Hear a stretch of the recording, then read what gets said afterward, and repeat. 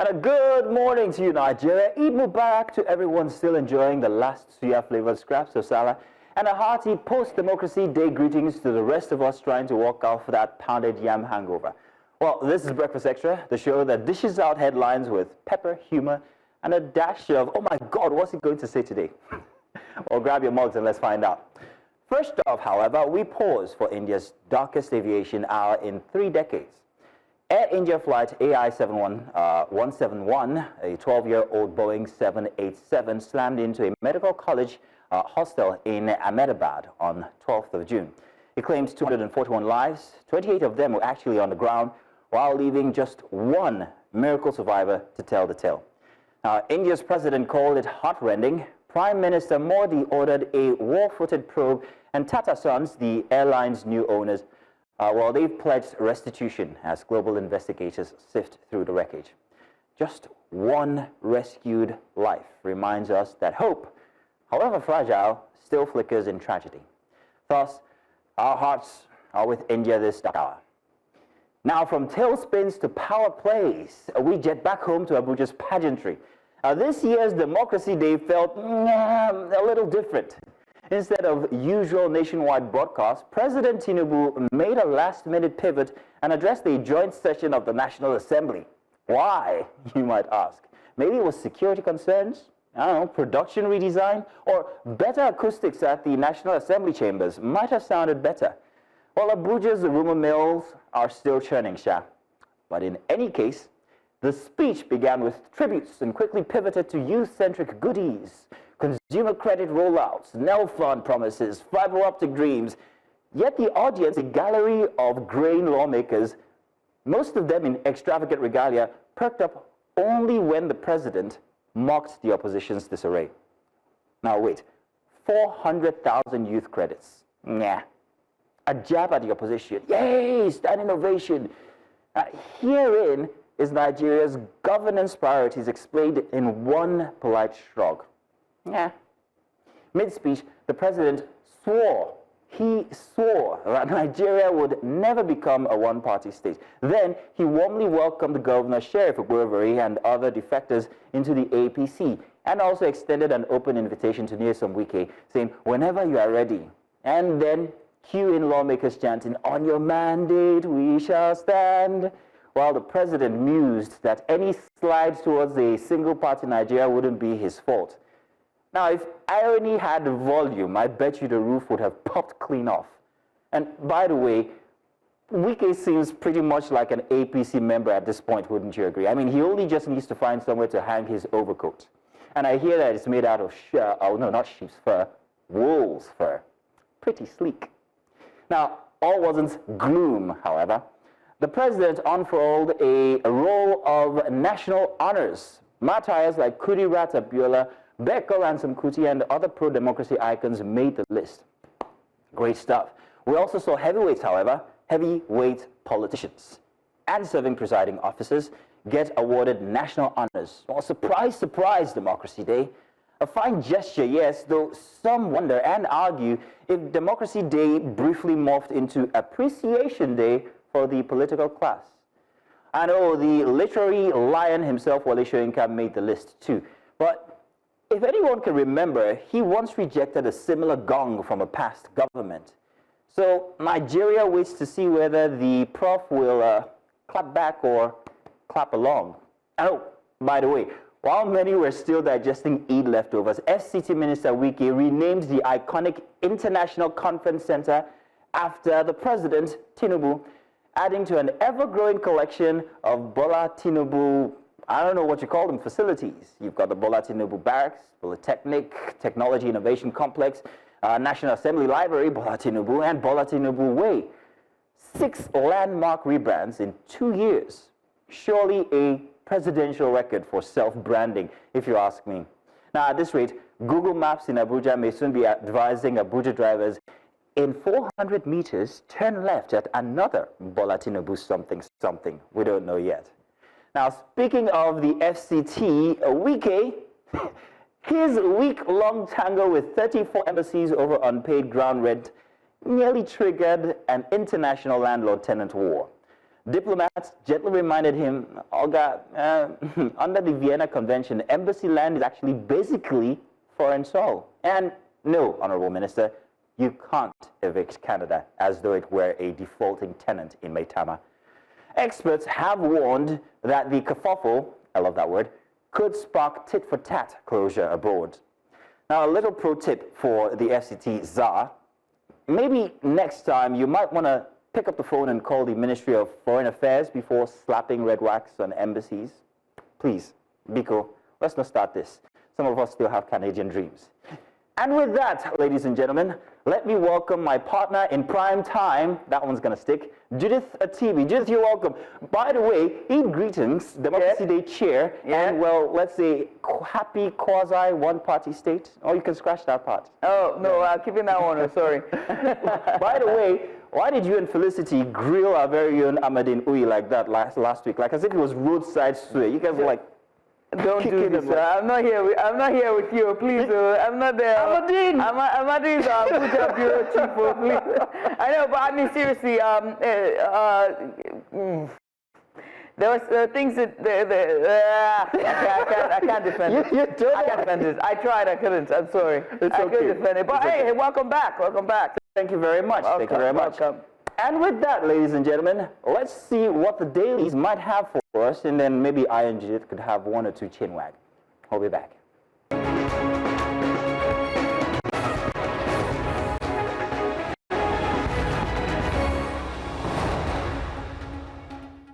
And you're welcome again. It's Breakfast Extra for a Saturday edition, and there is plenty ahead for you today. Well, today we begin with 26 years of Nigerian democracy from the historic 1999 transition to the Tinubu presidency. The question is, has the journey been one of real progress or recycled promises? We will dig into the President's Democracy Day speech and the state of the nation with political analysts and youth voices alike. And then to diplomatic drama in the capital, where the FCT Minister Wike is threatening to shut down embassies over unpaid ground rents. But is that legal? Sarab thinks not. We will examine the law, the politics, and the international fallout. And of course, we will head on to our Wellness Central when it's about Men's Mental Health Awareness Month. And we're asking tough questions. Why are so many men suffering in silence? And what role do culture and stigma play? And how can we change the narrative? And from mental health to public hygiene, our extra special today will spotlight the open defecation crisis. We'll hear from a content creator who captured an enforcement incident in Oshodi and get expert insight on the health risks and the policy gaps. And of course, we'll wrap up the program today with Money Talk.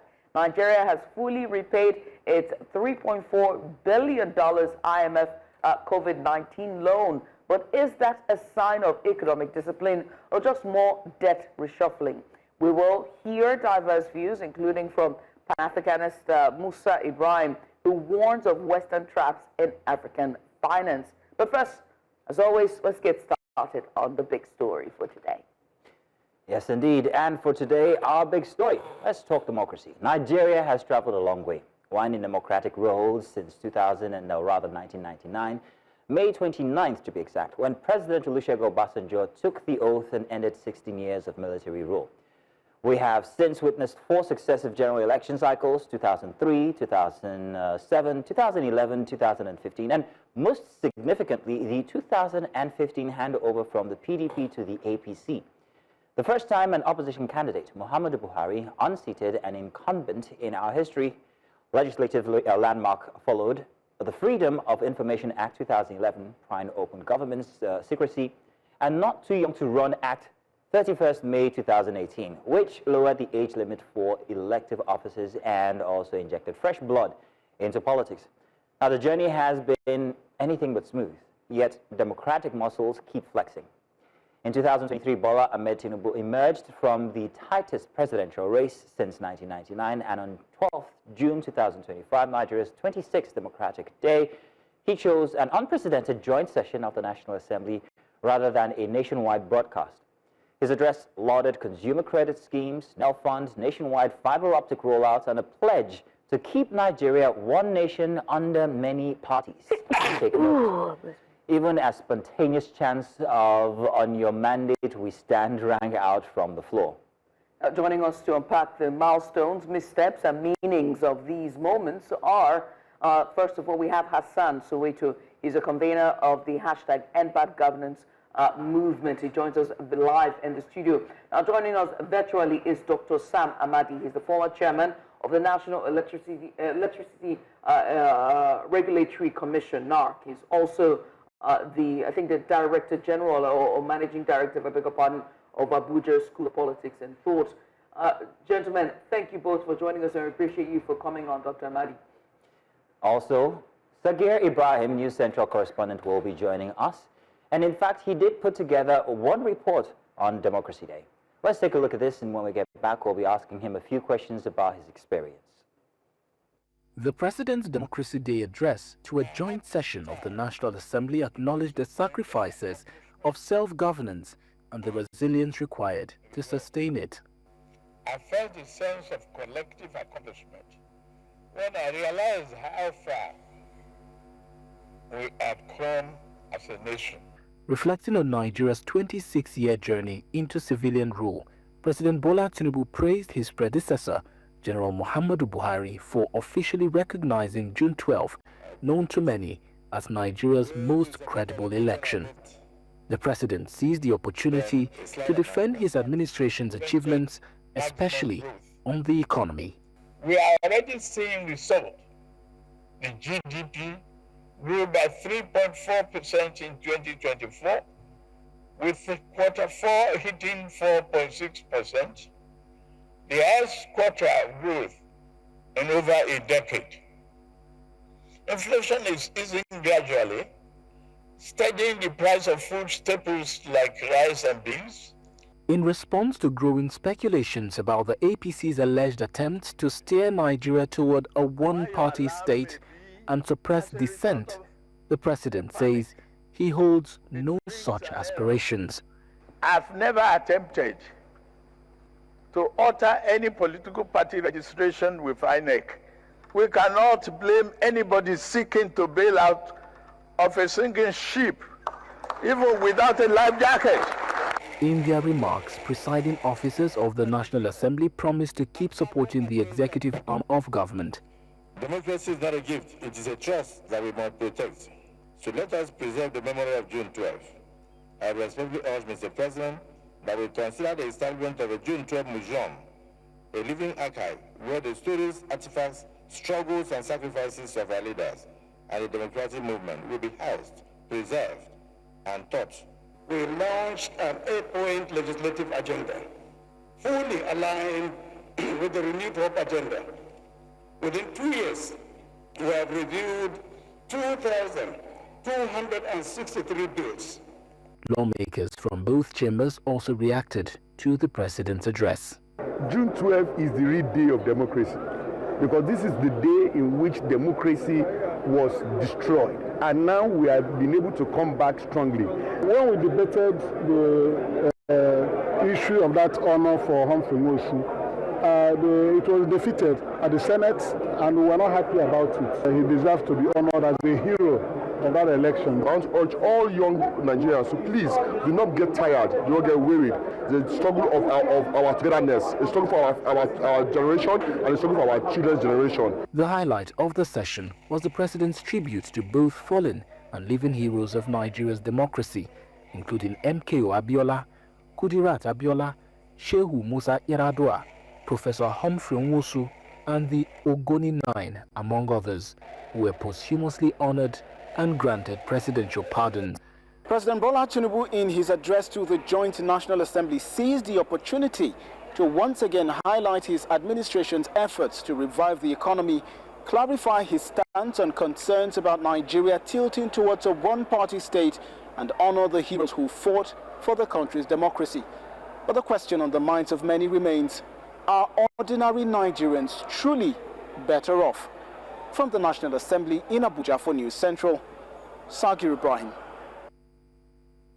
And thanks to Sagir Ibrahim from that report. He joins us live as well virtually. Also joining us is Mujid Dahiru. He's a newspaper columnist and advisor, Locks Tari Leadership Foundation.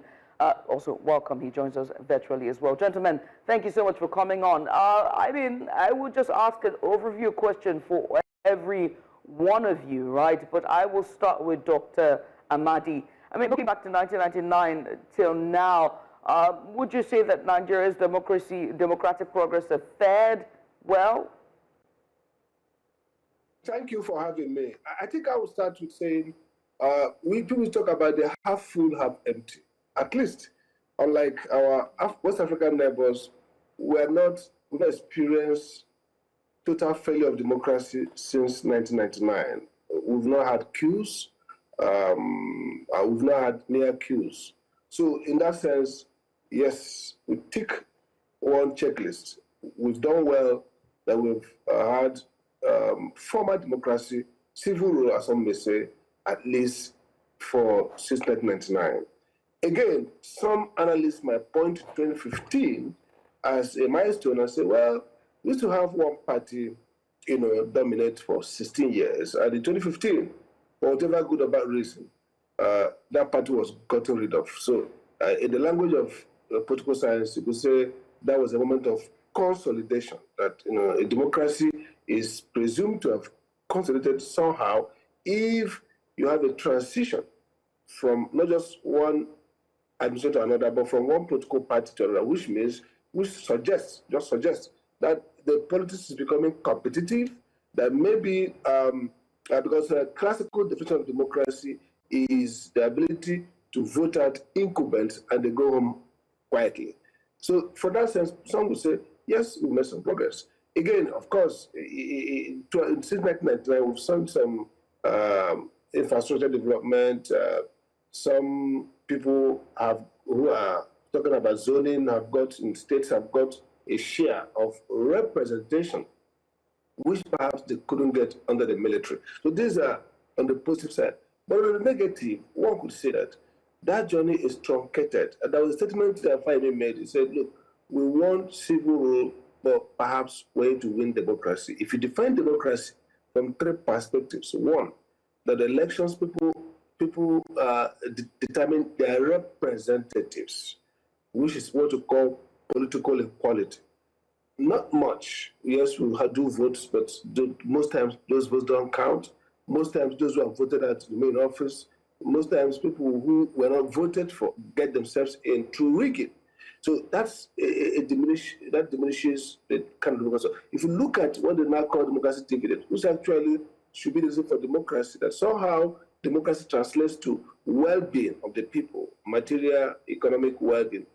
People can argue that if you look at our poverty profile from 1999, when Open President got there, to around 2003, when we had the first need assessment, we've gotten worse.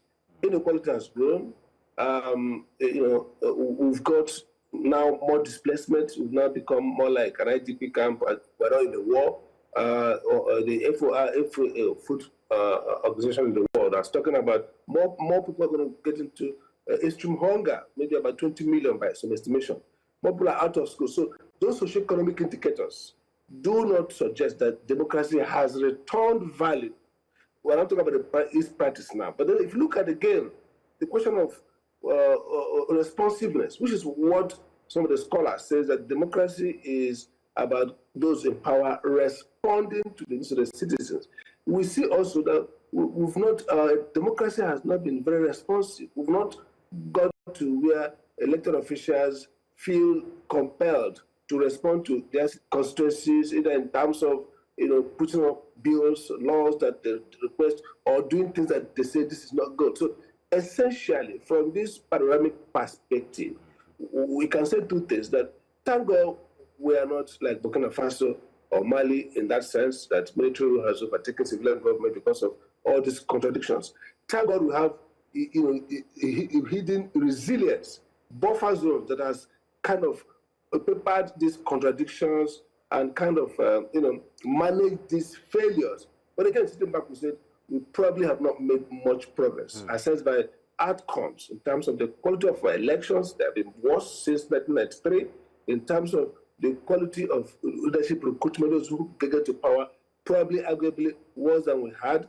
In terms of the responsiveness of political machinery. Is our political parties, our political process, our parliament, the executive, actually responsive to what the citizens want? So if you look from these three perspectives, and the basic rights, do we have more political freedom? I mean, we still have people who suffer deprivations, arrested, detained. We still have, DSS threaten people who are expressing basic, most rudimentary act of citizenship. So from this perspective, I think we've not made much progress. That's a very panoramic, as you put it, perspective, Dr. Sam Amadi, and very interesting. It's quite balanced here. You talk about the transition during this administration or since democracy. It's been good. Also, development has pretty much been good, but lack of responsiveness when it comes to this administration towards its people. I could see Soweto's body language while you were speaking there, and he was quite agreeing with you. But speaking of body language, let me come to Sagir Ibrahim, who was at the National Assembly during the President's address. Sagir, thank you very much for that report, and also thank you for being there for News Central. However, there was so many youth-centric kind of gestures that the President told that his administration has done. And I'm wondering, from your perspective, and piggybacking off of Judith's question regarding what you think about democracy since 1993, what was the body language that you gathered from the occasion? Did it seem like this administration was more for democracy than it was for self-preservation? Well, Mazino, good morning. Thank you for having me. Judith, good morning as well. Good morning. Well, yes, on that particular day, we were at the National Assembly to observe the joint session. But one thing I must say is everybody was standing on somebody's mandate, and that was the chant. Oh, I'm hoping we can get back Sagir there. He was going right into the thick of his submission there. Sagir, let's come to Mr. Mujid. We will be coming to you in a bit, but let's come to Soweto with that question because I think that it's well apt for you as well. Well, I think that on the surface, when you look at democracy in Nigeria from 1999, and then when you also look at the speech of the president on June 12th, you might think that democracy is actually working in Nigeria. And I say that because, obviously, from what Dr. Amadi has said, we have had some superficial progress. But the issue really is when you look at the details, and you begin to see that actually all of the use of military rule, in terms of lack of political freedom, lack of freedom of expression, all of them are present in the country today. In fact, while the president was giving his speech at the National Assembly, and I was talking about how democracy remains the best form of governance, I was talking about how the heroes of the Judah struggle needed to be honored. Nobody remembered that that same president actually has on trial 11 people who did exactly the same thing that Parafel Rewani, that Shehu Sani, Professor Wole Soyinka, and all of the leaders of mass struggles in the 90s against the annulment of June 12, all of the things they did, which was to organize protest, which was to talk about the need for the military to leave, which was to talk about the need for the sovereignty of the people to be respected. Adelamoye Michael and about 10 others are standing trial for treason today. When you look at that, and that's why I'm talking about the details, then you then see that actually there is a way in which Nigeria could be said to be worse off today, even than 26 years ago. Because when the military was in power, the military was clearly something that was against the normal run of things. So the crime of the military was obvious. What we are seeing today is crime against the people, the violation of the sovereignty of the people, of their basic freedom and right, being committed under the cloak of democracy. So it is much more worse. And that is why we have described what is happening in this country as a civilian capitalist dictatorship. to call it a democracy, is to completely dishonor journalists, bloggers, Nigerians who are in jail today. Some who have disappeared over the past few years because they spoke up. And that is what has been happening over the past 26 years. In the Rivers State today, you have a truncation of, in quote, an elected government. And that was not even mentioned at all in the president's speech. And that is an assault on democratic ethos, because it is not justifiable, it is not constitutional. The basis for that declaration was completely fraudulent. There are places in many parts of the country that have examples of breakdown of law and order than what could have been said to have happened in the Rivers State to justify that kind of thing. So that when people accuse the president of wanting to create a one-party state, that is what they mean. And that was exactly President Olusegun Obasanjo's playbook. Something which President Bola Tinubu referenced in his speech. Right. That at a period in this country, the PDP felt that they could rule for the next 60 years. And they deployed all the powers of the state to muzzle opposition, but also to forcefully hijack the states that were, democratically occupied by opposition political parties. Something which at a point meant that in the entire Southwest, the whole AD was pulverized, leaving only Lagos State. That's an interesting look. How different is what is happening now from that? Right. Let's bring in Mujid, shall we? Mujid Dahiru, he joins us live as well virtually. Mr. Mujid, you've heard from Hassan Soweto here and his submission, and also let's bear in mind Sagir Ibrahim's submission as well, when he said on the floor of the House there from the Green and the Red Chamber, it was clear that there were chants of the mandate, on your mandate you should stand. And so with Taiwo's submission, it begs to ask the question whether or not we are heading towards a one-party state, or whether or not the statements by the president saying that a one-party state is not the case for the APC is just lip service. Thank you very much. I think on the issue of the concerns raised about Nigeria sliding into a one-party state, it's also part of the anomaly that has characterized our democracy, the facade that we have as a democracy.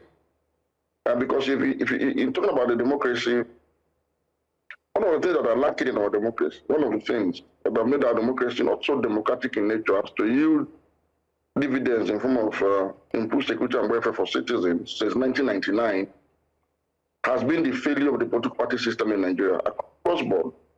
Ordinarily, the political party system is supposed to be the brain box of a democracy, because the political will, the level of integrity, the human thought that is required to give life to the intent, to the letters and the spirit of the Constitution towards the provision of welfare and security, when that brain box is corrupted, then the entire process will be corrupted, including the leadership recruitment process.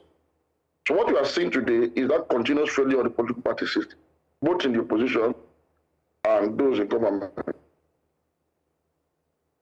So that Nigeria today appears to be sliding towards the one-party state is truly and honestly not because of any machination so much this system. The former ruling party turned opposition party, the PDP, and of course the Labour Party that was supposed to be the new opposition party that somehow lost along the way. So you see, the democracy, when you talk about failure of government, there's also the concept of failure of opposition.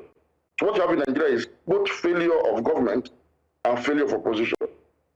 And that is the tragedy, the double jeopardy that is the tragedy of the Nigerian democratic experience. And so to undo this will require a lot of effort on the part of the Nigerian people themselves. But one thing that has kept us divided so much, that it appears as though the elite, the ruling elite across ethnic groups, across divides, may have just conquered us to a point where everybody is now moving into the ruling party to find succor. It's simply because we as a people, we the people of Nigeria, arising from our ethnic and religious tendencies, we mostly vote along ethnic and religious lines. And so by doing this, what we have done, consciously or unconsciously, was to donate an irrevocable power of attorney to Nigeria's ruling elite to continue to divide and rule us ad infinitum.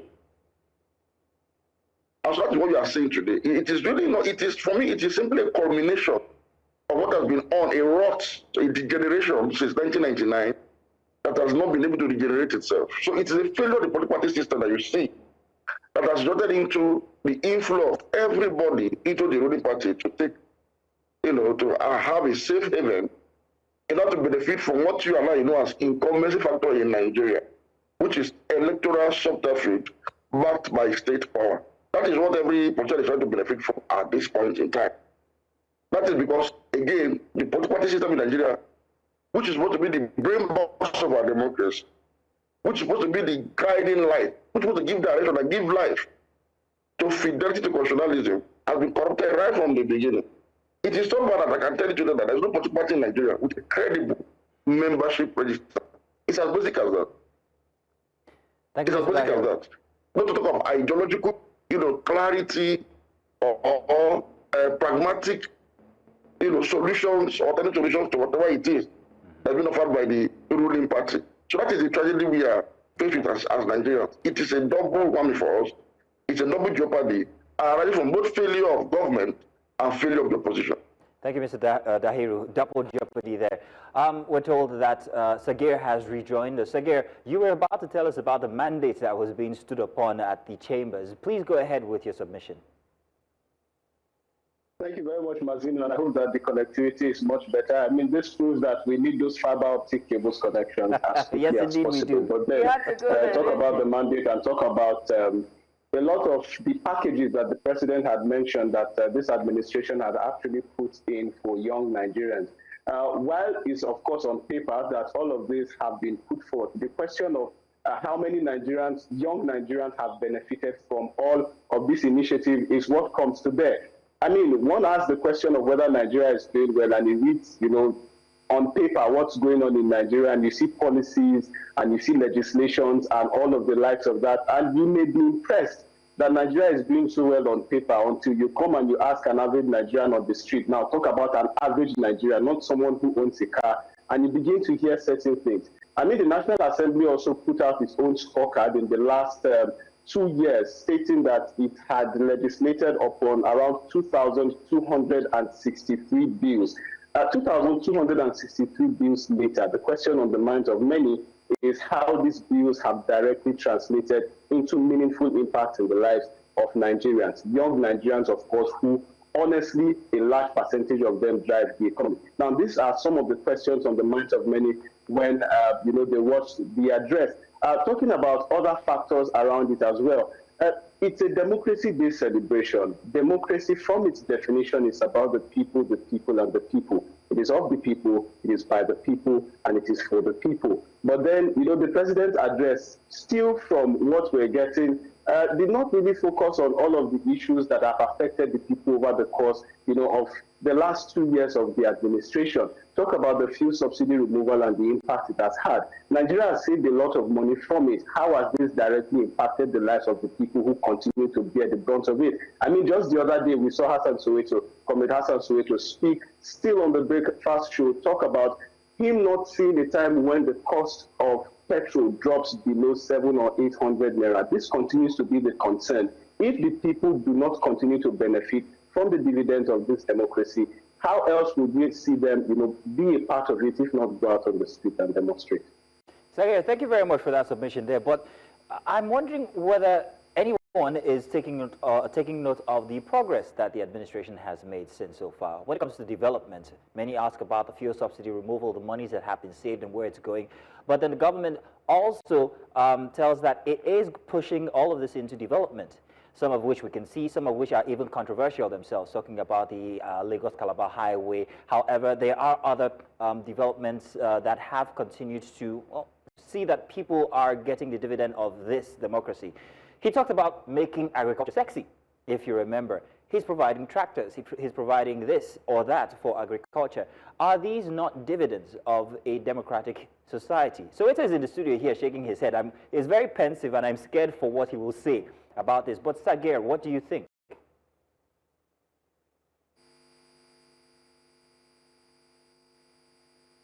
Sagir, are you there? I think we might have... Well, I'm here, but unfortunately the network has been iffy. Okay. So I was talking about the developments for... I'm really finding it difficult to get this. Okay, I'll redirect that question to Dr. Sam Amadi. I'm hoping that he heard all of that. Dr. Sam, you spoke about you gave a very balanced submission here where you talked about the fact that this administration or democracy in itself since 1993 has perhaps, maybe it's a half full, half empty type situation. The developments that we've seen in the past 2 years, could you talk to that, speak to that? Well, I think the issue has been that in the last 2 years, the government has carried out some activities. You see, I like to use a framework, a lens to look at something. So first, what was the situation before the government came?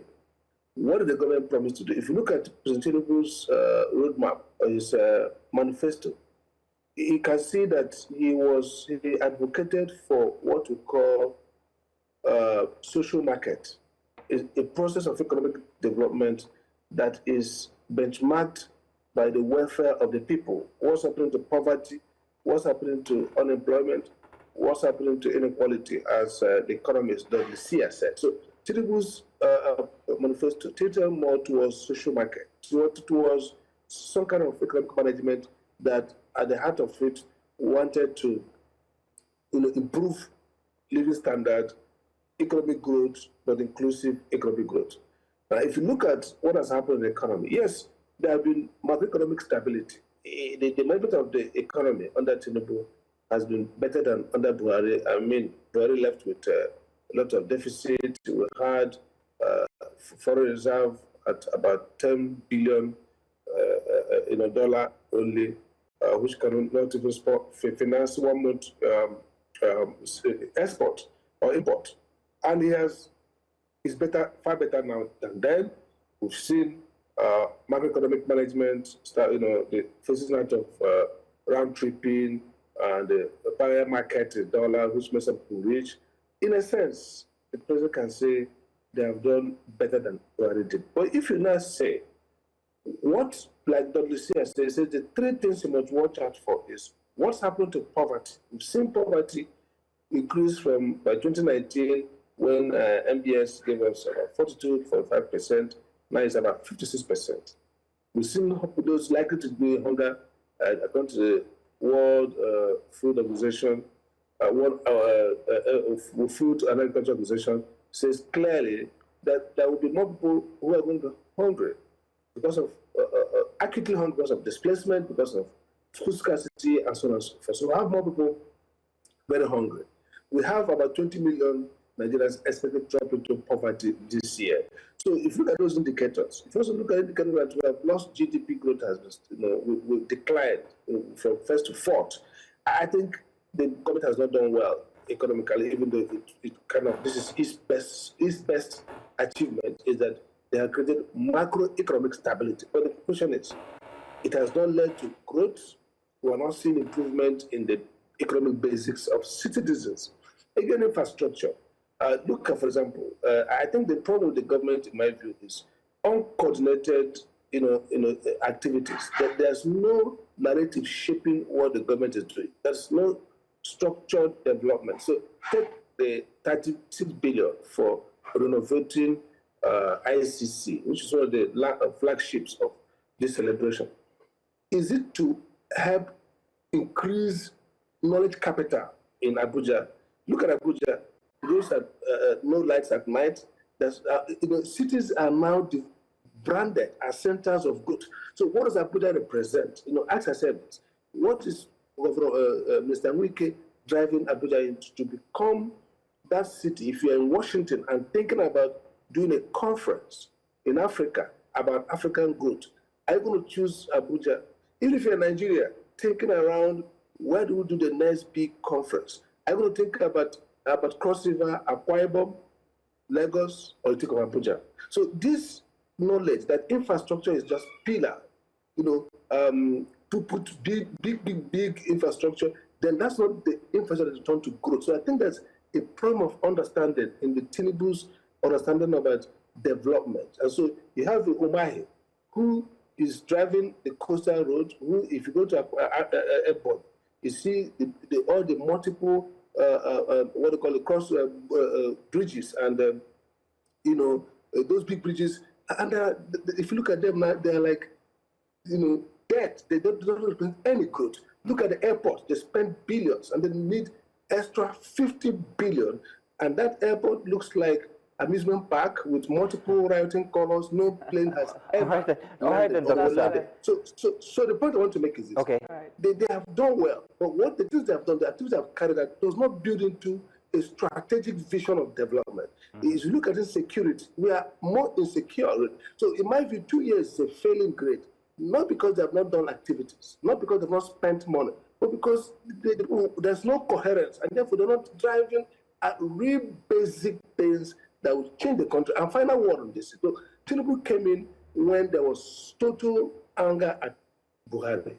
Buhari's nepotism, Buhari's failure to create a national commitment and patriotism. The first thing Tinubu should have done is to restore back faith in the Nigerian project by being inclusive, by being charitable, by not being too political, but trying to carry it along. I think the government has been successful in politicking rather than in developing and building a national consensus. All right, Doctor. I mean, you made very solid arguments here in your case, and it makes us just move to Mr. Mujid Dahiru here before we come into the studio. And three things I take away from your submission. Number one is the lack of continuum that we see with our governance, right? And number two is how, our governance, whether it's Tinubu's administration or Buhari or Goodluck, it is very infrastructure-centric, so to speak.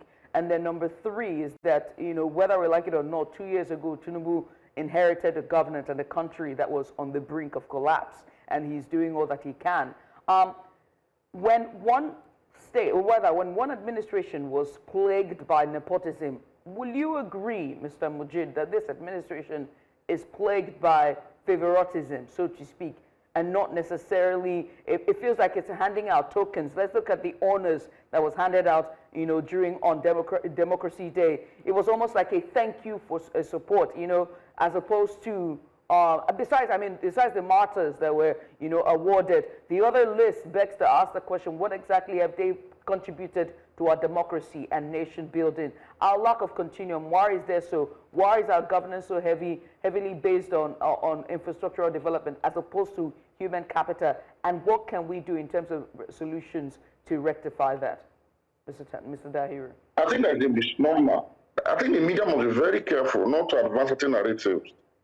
When somebody who's not in Nigeria listens to you this morning, the person would think that Nigeria is truly committing a lot of resources to infrastructural development. Where is the infrastructure?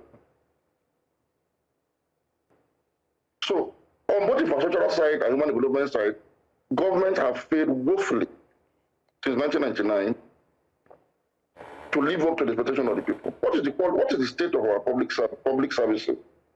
Education, health, roads, bridges. So Nigeria does not spend so much on infrastructure. What you see by way of heavy spending on infrastructure is simply as a means of pulling resources out of the system. Let me tell you something about Nigeria. Any country that is configured like Nigeria will have the same problem Nigeria is having. Any country that is essentially a country of tribesmen and not a nation of citizens will have identity politics of ethnicity, geography, and religion driving its leadership recruitment process. And the ugly side of identity politics, of ethnicity and religion, is that the reward system for identity politics is corruption. Scholars call it prebendalism. A situation where appointed or elected public officials feel entitled to state resources as a matter of sectional interest. And that's why in Nigeria, our democracy, because it was forged in identity politics, has as a direct effect, a direct consequence, corruption as a norm. So in Nigeria, corruption is administered by the state as a legitimate tool to share what you call the national cake. That's why it's so endemic that EFCC or ICPC cannot solve it. And the only thing that can solve it is to reconfigure our politics away from identity politics, which has prebendalism as the end game, to a truly liberal democratic society and culture that will have good governance for the majority as a reward system. And this will entail moving away completely from politics that is driven by identity of ethnicity and religion. This is something that I have always advocated for. Every country in the category of Nigeria will have the same problem we've been talking about for the past 26 years. And if you're not careful, until this fundamental shift is achieved, we will keep having this problem in the next 26 years. Now, talking about the president's diversity management skill, I was one of those who called out consistently for 8 years the former President Muhammadu Buhari's sectionalism. I described it as elevating sectionalism to a state policy. It even affected his handling of national security. It undermined his role as commander-in-chief. And he left a Nigeria that was most divided in this history than before the Civil War. Now, if there's any aspect of our national development that I think President may have improved upon a little, even if it is tokenistic in nature, it is this issue of national unity. Number one, the president's speeches conveys a message of a philosophy that is actually inherent in his character of national unity. So he described Nigeria as one household with members living in the same part of the house. That is a philosophical underpinning of his belief in the oneness of Nigeria, something we didn't hear in 8 years. Now,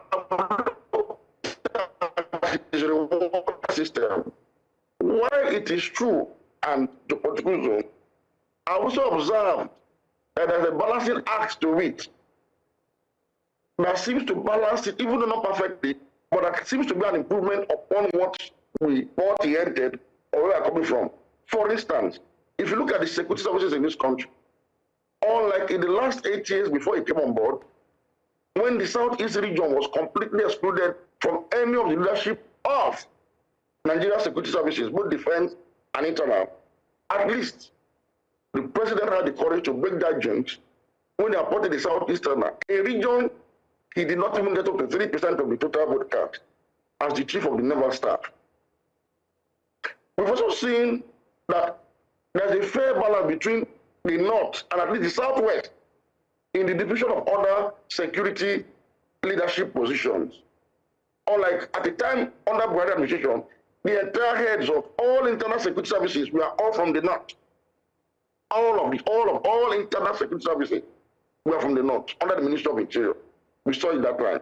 Today, the ministers of defense, police affairs are all from the North. The NSA is from the North. Under the Buhari administration, it was not so. Most of the sensitive positions, including the NIA, the DSS, the NSA, the Chief of Army Staff, the IGP of the police, we are all from the North. So there's an improvement, even though we're not where we are supposed to be, but at least there's an intention to move towards a more diversity management system by this current president. But the question is this: beyond bringing elites together, well, he's a very skilled politician, beyond bringing elites together to have some level of consensus on how to govern for their own self-enlightened interest, what we still don't have, even under this administration, is a people-centered administration. I'm talking about his economics. The president committed economic sacrilege when he removed subsidy on petroleum, which is the most utilized energy product in Nigeria. And he doubled down on this when he floated the national currency, another economic sabotage, or if you can call it abomination, something that should not have been done in the first place. Look, it was self-sabotage on the part of the president to implement these two policies, and I'll tell you why. It has not benefited the government nor the people. You know why? Whatever savings at all the president made from subsidy removal and flotation of the naira has been consumed again by the inflation that these policies created. So even the cost of procurement for government has multiplied severally. What you could procure 1 billion before these policies were implemented, you can no longer do with 10 billion. The same way that the bag of rice I used to buy for less than 30,000 naira is now above 60,000. It's as simple as that. And that's why the government is still in debt, still trying to borrow, and the lot of the people have not improved. That is why your minimum wage of 20,000 naira is of less value than 30,000 naira 2-3 years ago. All right, so we're in a quagmire. But again, what is the way out? There is no alternative in the political space. The only alternative to what the president has done economically remains in the media, in the hands of pundits, like those of us that are here today. Right. No political party has been able to say that, look, in place of what the president has done, we are going to do the opposite of what he has done going forward. That alternative is not there. And that is why I keep saying that it is not enough to criticize the president as a political oppositional party. What is important is, what is now the solution you are bringing? What's your alternative? Are you going to roll back his policies? And when you roll it back, how do you intend to stabilize the economy on all fronts? Nobody has been able to bring that solution as an alternative. And that's why the president will talk his chest all the time. That's why creating Nigeria out of Nigeria, a country that's suffering from existential crisis, he doubles down on his policies as the best for us. All right, Mr. Dahiru, we'd like to ask Soweto a few questions here before we round off on this conversation. Judith, I bet you have one or two. Oh, yes, I do. Dahiru, rather. Soweto, there we go. Taiwo, whilst he was talking, right, one thing he mentioned was, the cabinet, right? The fact that, the presidency has sort of diversified the cabinet, even though it's ballooned, he's diversified his cabinet. A step from what we saw from the last administration. But what we have not seen yet is the inclusion of youth, more youth-centric. Although this administration says there's more youth-centric developments that they're working on, but we haven't seen that in terms of service heads, personnel, agencies. And so I want you to talk about youth inclusion in this administration and also in the last 26 years of Nigeria's democracy. Well, I mean, if you know my ideology very clearly, you will know that I will not say that you should be included in an administration that its policies and programs are anti-people, are anti-youth. But what that will mean is that the young people will be in the administration. They will simply discharge the same policies that is against the interest of the people, including their peers. But then, to make a comment about youth inclusion in leadership over the past 26 years, we have seen young people fight to be at the table. And I think that was the substance, the Not Too Young to Run campaign, which generated some acceptance from the government, that young people should have a place. But what we have not yet seen is young people taking full advantage of that to be able to build, a movement that can change the narrative of this country. And what do I mean? Because it is not just enough to have young people in power. Right now, anybody of my age or below could be a governor or a member of the National Assembly or thereabout. But that is inclusion on paper. What we need now is for young people to come together and either build or join a political party whose ideals and programs represent progress for the nation. So are we seeing young people do that? Are young people willing to do that? Because it would seem that the language for the young people currently is dissent, opposition, which is a good thing. It helps to balance the scale. However, is there the willingness for young people, while some might argue that they are not being encouraged, but is there that hunger for young Nigerians to actually go into corridors of power or politics? Is it the youth or is it the condition? But the roadblocks are so much. Young people, the youth are always the layer that is most ahead in any society. If you look at the rate of abstention in the last election, which is in multiples of millions, young people are composed are the largest layer of those who did not vote at all in the election, even though you saw them at campaign rallies because there was something to be gained. So young people are, in a way, bailed out of this very shambolic, fraudulent democracy because they see that votes don't count. They see that political parties are just avenues just to get somebody into power. So what we have to do, those of us who are trying to build movement on the street, is to put forward a new, if you like, pole of attractions, to build something that can give confidence to young people that we can make an attempt politically and electorally, to take power for leadership. And that requires building a political party that young people, as well as the working people across the country, can see to be different. We are not yet there, but I think that even right now, we have one or two political parties that are, that are different in terms of their ideology. They are not yet popular as much as these biggest parties, but they can become the, if you like, the building block or something that can be bigger tomorrow. And that is why it's important to continue to ask for even more electoral reforms. Because one of the things that has been done is that any one of us here in this room, if we have an idea that can make this country better, we can't just quickly go out and form a political party because it is so difficult. It is so expensive. Formation of political parties, according to the electoral act, has been done in such a way that only those who have looted the country dry can do it. So we need a situation where that can be remodified to allow people with ideas to be able to come to politics, to build political party, and from that basis, see how we can begin to transform the country. All right. I've got one question for Dr. Sam Amadi. Now, Dr. Sam, if you're with us, I'm wondering what you think the state of opposition has become since the past 26 years of democracy. I don't know if there is a barometer you could use to measure this by, but taking a look at the past 2 years and its response to opposition, and also the dynamic of opposition, where we have a system where you're welcome to the APC, yet we're not encouraging a one-party state type of thing. What would you say, or how would you say that we have fared from the beginning up until now, over the past 2 decades, when it comes to opposition, whether it's political or whether it's in form of youth-centric or youth-driven type of opposition in way of protests or dissent? How have we fared democratically? I think the answer is badly. Again, during the Democracy Day, I had 3 lectures for youth groups, one on technology, one on social movement. And one of the things I said is that when we were on June 12th, I recall where I was. I was with leaflets, with Uchara Gotcha, with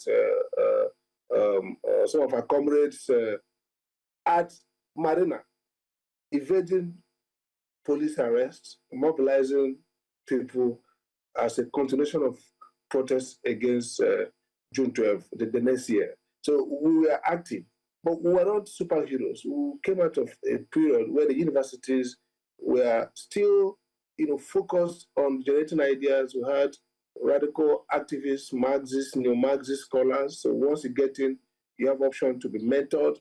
And then it was clear that we were faced with a military rule that was very, by all indicators, monstrous. There was no, narratives to try to color, make it look good. Everybody knew what it was. So you either join it and fight it. So that was why you had that dynamism. Labor civil society converged, student union, everybody knew, professional lawyers, Akaba Sharon, who are then a mentor, Gani me, doctors like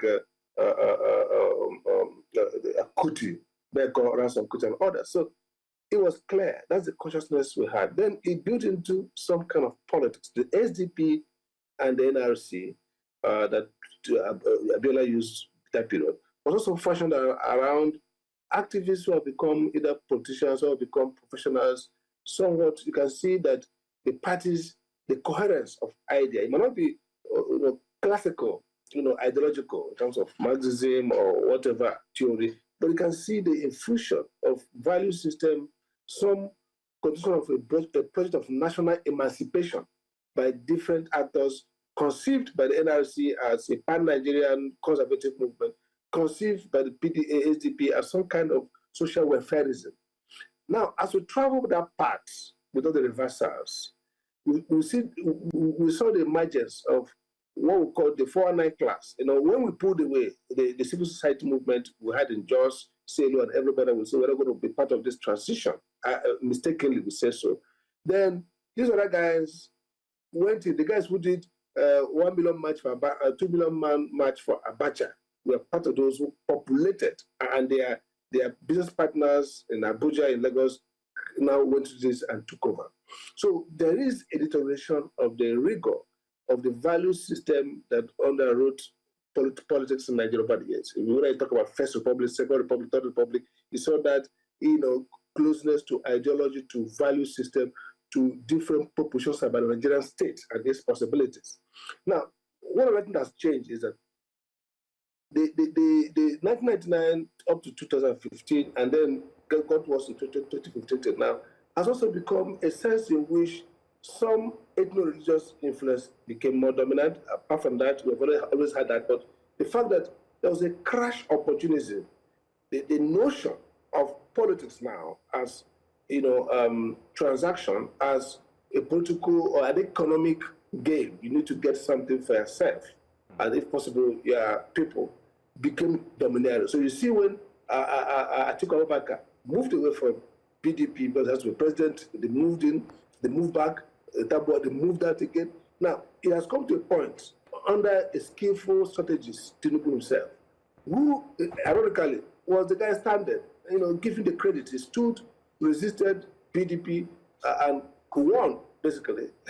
Now, you see where he now understood, he knows the craft, and is now using it to get these guys who are opportunistic, who are not playing the principled politics, into what is looking like a one-party state. Look, I don't believe we're anywhere in a one-party state. Okay. By definition, we're in a multi-party, and Tinubu is right.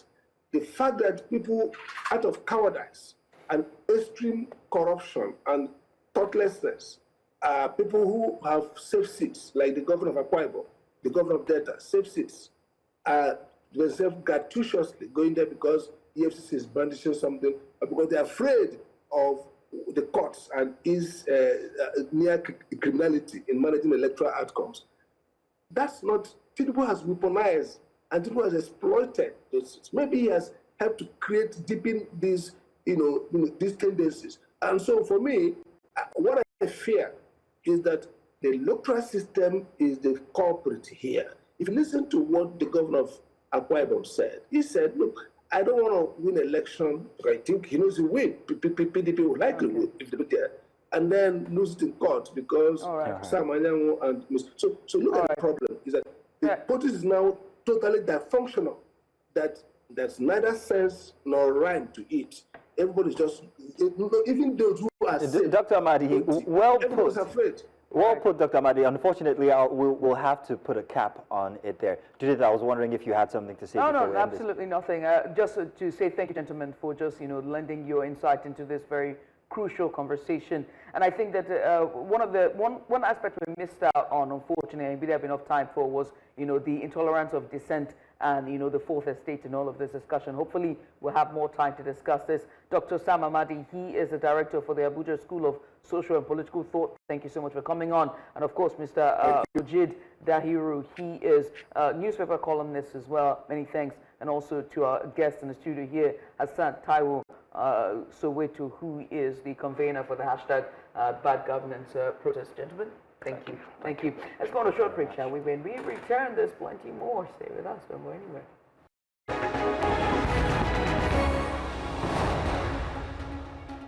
And welcome back. And it's off to the diplomatic heart of Abuja, where an uproar, it's now an uproar after FCT Minister Nyesom Wike issued 30-day quit and pay notices to 34 foreign missions and international organizations over alleged arrears of ground rents. Those are fees that are payable for the land their chancery buildings occupy. Now, Wike's threat: settle outstanding charges running into billions of naira or face sealing or repositioning of the embassy premises. Now, his position rests on Section 28 of the FCT Land Use Act, which permits revocation for contravention of any express condition of a certificate of occupancy. Enter civil society EVO-ITSERAP, which is the Socio-Economic Rights and Accountability Project, petitioning President Tinubu to halt the clampdown. Now, SERAP argues that the notice breaches the Vienna Convention on Diplomatic Relations 1981, specifically Articles 22 and 23, guaranteeing immunity of mission premises from search, requisition, or seizure, and often exempting them from local taxes and dues unless expressly agreed. Now, the group warns that shutting down embassies could trigger reciprocity or reciprocal sanctions against Nigerian missions abroad and jeopardize economic ties, as well as undermine Abuja's international image. So to unpack this legal, diplomatic, and political stake, we're joined by Okiki Adenira. He's a legal practitioner and also analyst here at New Central. You're welcome, Okiki. Thank you for having me. Good morning. Thank you for being We here. spoke during the week, didn't we? Yeah, we did, yes. Do you work here? In any case, it's a very interesting. We should give you your own member of your own MFR. CON. Yeah, your own award, right? Yeah, member of the Federal Republic. So it's a very interesting state of affairs when it comes to the FCT minister and his expressions. Let's put it so. However, this is something that one would think that, oh, but there is such and such a constitution, such and such the Vienna Convention. Yes, yes. Yeah, exactly.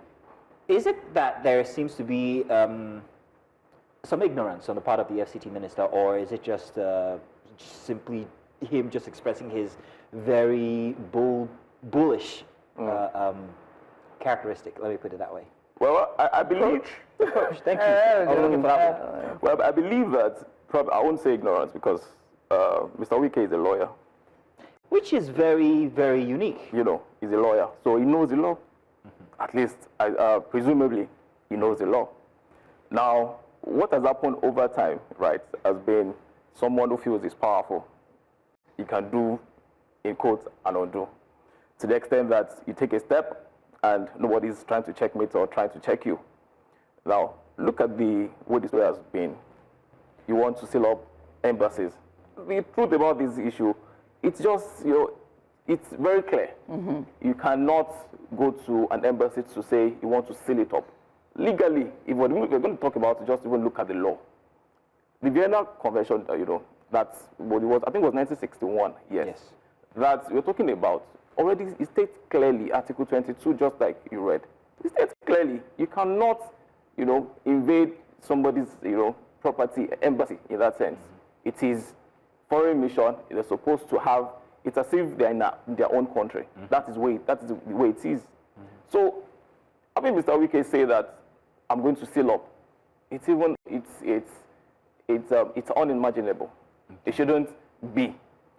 And again, to even now say that even if you want to take any step or want to do anything, the Land Use Act is very clear.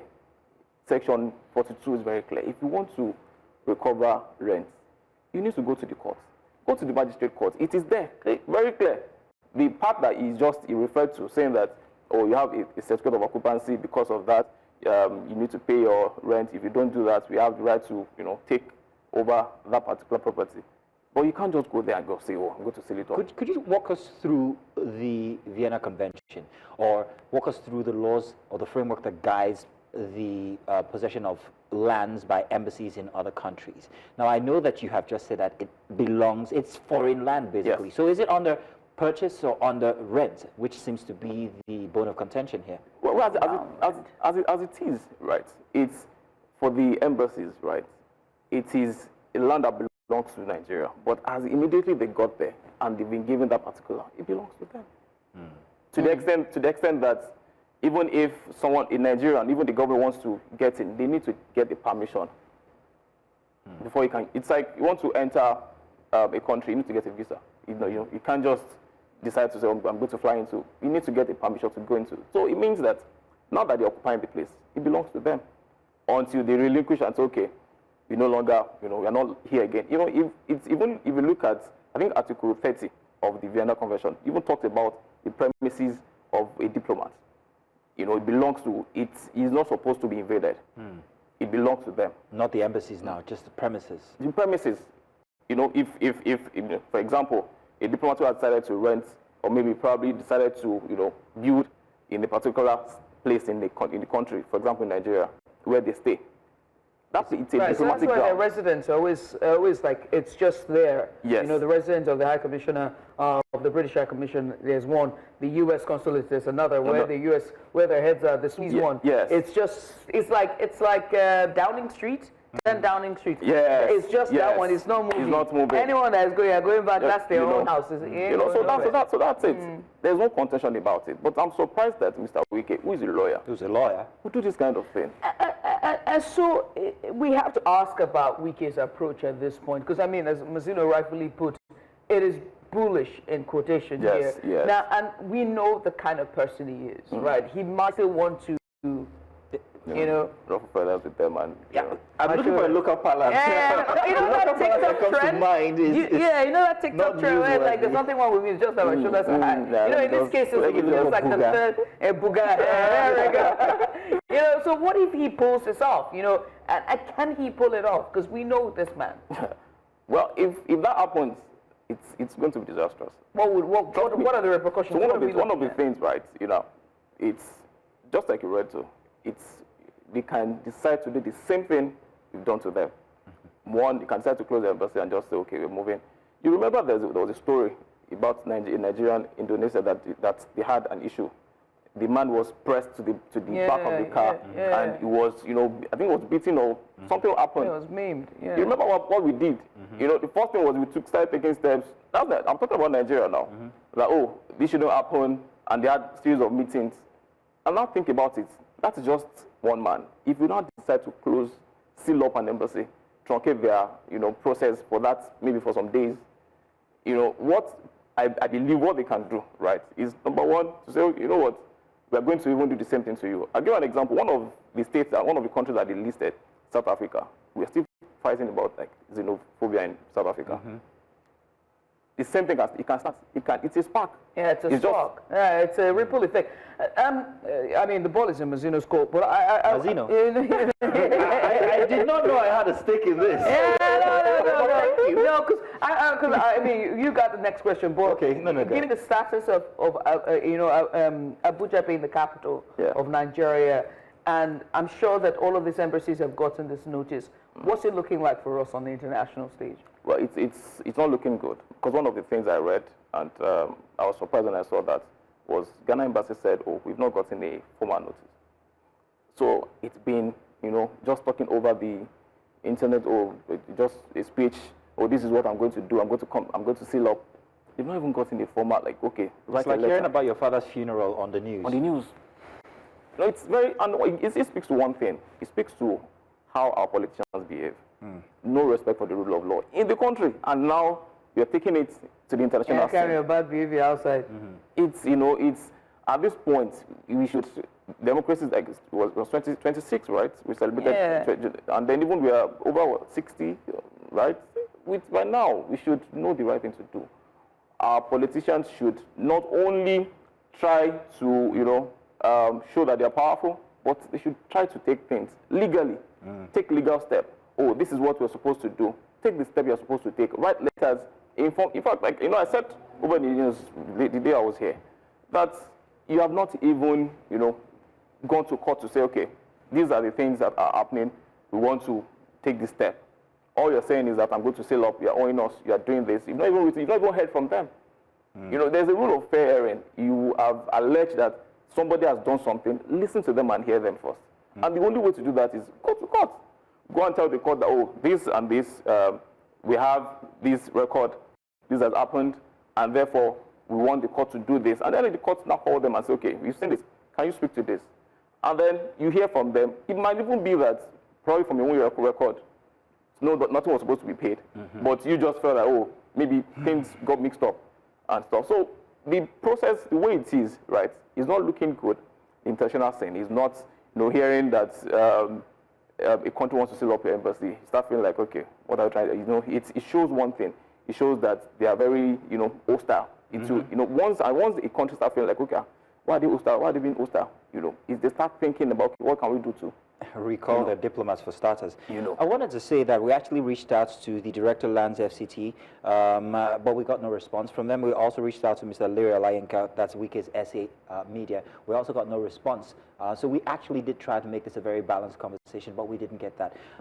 Hence, we have Mr. Okiki here with us, giving us, well, the impact, legal impact of all of this. So I have a very interesting question here. Wike being a lawyer and a very brilliant man, by the way, where does the Ministry of Foreign Affairs fall in here, and how come there seems to be no communication between the FCTA, the FCT Minister, and Ministry of Foreign Affairs? Well, you know, it goes to what I was saying, that there is no proper, you know, synergy. It's never been synergy with all of our MDAs. You know, for example, someone like Mr. Wike, he believes that I'm like, in our normal balance, I can, you know, I love it. I love it. I really do. I can just stand up and then, you know, do what I want to do. Nobody questions me, right? And, you know, this speaks to what, you know, the president also should look at. That's, you know, you can't appoint someone. You really appointed the person for a purpose, to work, right? If I'm so certain that he's seen all these things, because he made the comments recently when he went to open the ICC that don't mind all those critics.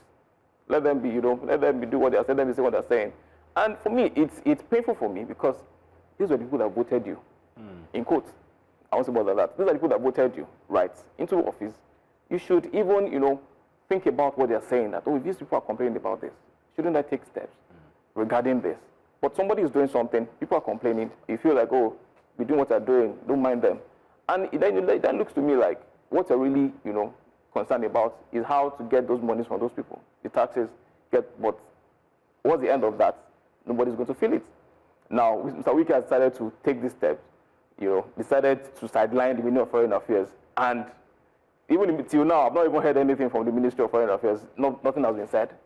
Nothing has been, you know, so like let's try to. But one thing that we should understand about our politicians and, you know, in Nigeria is that people don't get to address things until when everything gets down. And then there's one issue, it's making the news, and, you know, it's until that time that somebody feels like, oh, why should it be happening? Oh, this has been happening for a long time. But because I know that this has been in the news for a while, and the Ministry of Foreign Affairs should, by this time, step in. To say, oh, Mr. Wike, just hold on there. Let's take it up. For Ghana Embassies to be saying that we've not gotten a, you know, an official notice, it means that Ministry of Foreign Affairs have not even reached out to them. I mean, Okiki, I have to ask you about, I mean, this doesn't have to do with this embassies or the notice or, you know, the ground rent, but particularly about, you know, separations of power. Right? The FCT minister has one job and has to oversee, you know, and then under that, there are other umbrellas. You know, if you look at the organography, I mean, how they call it in the organization, there's definitely the part and agency that is in charge of land use, charge collection, and all of that. Why are we seeing officials who are like leaving their positions and doing other, you know, parts of it? Is this a Wike thing, or is this a current to current? Because I'm looking at it, it's got 17 days of, you know, project inaugurations that are going on in Abuja. It has, you know, it's now become a more of a profit collection, you know, body, as opposed to, it's like, what are you doing? You know, why are you going? It's like you've gone after all for the people, or is it a branding process for the government? You know what I mean? Like, and it's always now more profit making as opposed to just being a minister and doing your job. So what I've noticed from Mr. Wike is that, well, I'll say that he wants to work. He wants to show that, yes, I'm in control, I'm in charge here. Yes, there's some things he shouldn't meddle into, like things like, you know, ground rent. There's people that can do that. You know, you have the permanent secretaries, you have the directors. You have, you know, you are a politician, you are supposed to oversee, right? Let them do their job. In fact, it is in that they can then, you know, speak to the Ministry of Foreign Affairs. Oh, this has come to our notice. Can you take it up? Right? Even if they need to say, okay, can you please talk to the minister? Right? But, you know, Mr. Wike, like you said, you know, is full of energy. He wants to do things. And, that's a word. You know, and he wants to get into it like, oh, let's do it, let's do it, let's do it. But in doing all those things, you forget that there are other people that you can also have a discussion with. They can even advise and say, oh, look, I think we shouldn't go this way. Let's go this other way. We need to. Are you sure he's talking to the president? I'm asking because Before the president stepped into his role as the president of Nigeria, or rather when he did, there were so many, we talked about his itinerary, flying here and there to gather support and friends and everything, and foreign investment. Talking about foreign investment, now the president is working his work and he's doing pretty good at that. Now comes your FCT minister, trying to, you know, who's now turning his cannons around in-house for friendly fire, saying we're going to close these embassies down. These are the same embassies that we went to in the beginning to say we'd like you guys to come and invest in Nigeria. So is the very brilliant FCT minister, Mr. Nielsen Wike, actually in communication with the president at this point? Or are we left to wonder how in disarray, and I use that word intentionally after the 2025 Democracy Day speech by the president, does it seem like there's a disengagement when it comes to communication between the FCT minister and the president? It looks like that. Basically, it looks like that. It could be free reign, so just free reign. Free reign, huh? Yeah, just free reign. Go and do what you want to do. But you know, the thing about it is that these guys are politicians. They've turned everything to a political scene. Like anything, oh, you have the place now. You know, you can't be too sure. The agreement that was signed when they were campaigning, that, oh, I'll give you FCT, just, you know, do whatever you want to do. You look at it, right now. There's so many things. From what I heard, he's doing well in at FCT. But the thing about it is that you can be sure that so many things, issues like this, shouldn't come up because the press should like, oh, I heard about this thing. Can you? But I think there's something in that place that probably the president might not even to control. I'm just, you know, because think about it now. Even when he called the president for the opening of the ICC, you know, I noticed that the president was, you know, he was named after the president. Oh yes, you only noticed it was in rubrics. You know, that was exactly what the occasion was for. You know, and you know, I was speaking to someone before, you know, coming to the studio, and I said that I feel that it's just basically politics we are, you know, running in Nigeria as we speak. This administration, I'm going to say that, and it's because if you look at it, there's one person that has exalted himself and feels that I must be immortalized. I must, you know, this everybody must notice me, even when I'm out of this place. This name must remain. And is that an obstacle fancy? Oh well.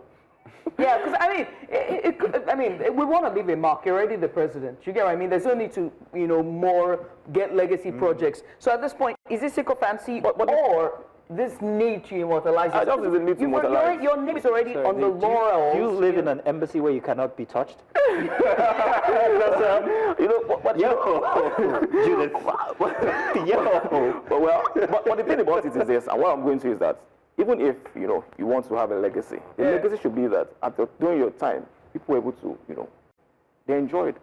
They can talk about you and speak about, oh, during so person's time, I had this, I was able to do this. If you look at it, but celebrating June 12, not because when we say June 12, remember MK Abiola, I mean, in fact, he didn't get to this place, but you know, there are so many places that they've named after him. Yeah. You know, so you know, going back to, you know, the FCT minister, right? Basically, he feels that he's uncontrollable. Okay. Well, you can't be too sure. Maybe there's been an agreement that's been signed during campaign, like that is giving all these things that he's doing. You know, we can't be too sure. But plainly, you know, I'll say that the president needs to look into this issue. They need to tame him because, you know, I use that word carefully. Wow, you better carefully, you know, because sincerely, if any step is taken, and I speak regarding the embassy now, the international scene, they're looking at it. They're looking at what is happening. Yes, they're probably just, you know, putting under the My own is very simple. That Abuja is very reminiscent of Lagos one time, when all their agencies slowly became profit collection and levy collection agencies. And it's getting and it's getting close. That's all I gotta say. Sorry, just to, you know, real quick. Yeah. Sorry, very quickly. You know, somebody was saying yesterday that, oh, look at how much somebody bought a car, right? And you know, it's all over the news. Let me just even say it. It's Bonner Boy, right? And then the person that sold the car, right, said, oh, I bought this car. I sold this car this amount. I bought it at this amount. And this person bought it. I think bought it at $500, you know, $100,000, and the person bought it. The person that bought it now bought it at, it's in the billions. Yeah, you know, and he said, oh, that means that they're really taxing them there. Indeed. So you know, it seems that all the agencies now, what they've got in It's profit making. Yeah, it's profit making. Let's get round They have carried a Lagos mentality. And to tie in your last comments, Judith, if you say that the FCT seems to be like Lagos in the past, who used to be the governor of Lagos State? Thank you very much, Adiniro Okiki, for joining us here for this very interesting conversation. A little lighter than it was during the week. Yeah. And well, we wait to see exactly what will happen over the course of next week regarding this issue. Thank you very much. Do stay tuned. Let's go on a break. There's still more Breakfast Extra when we return.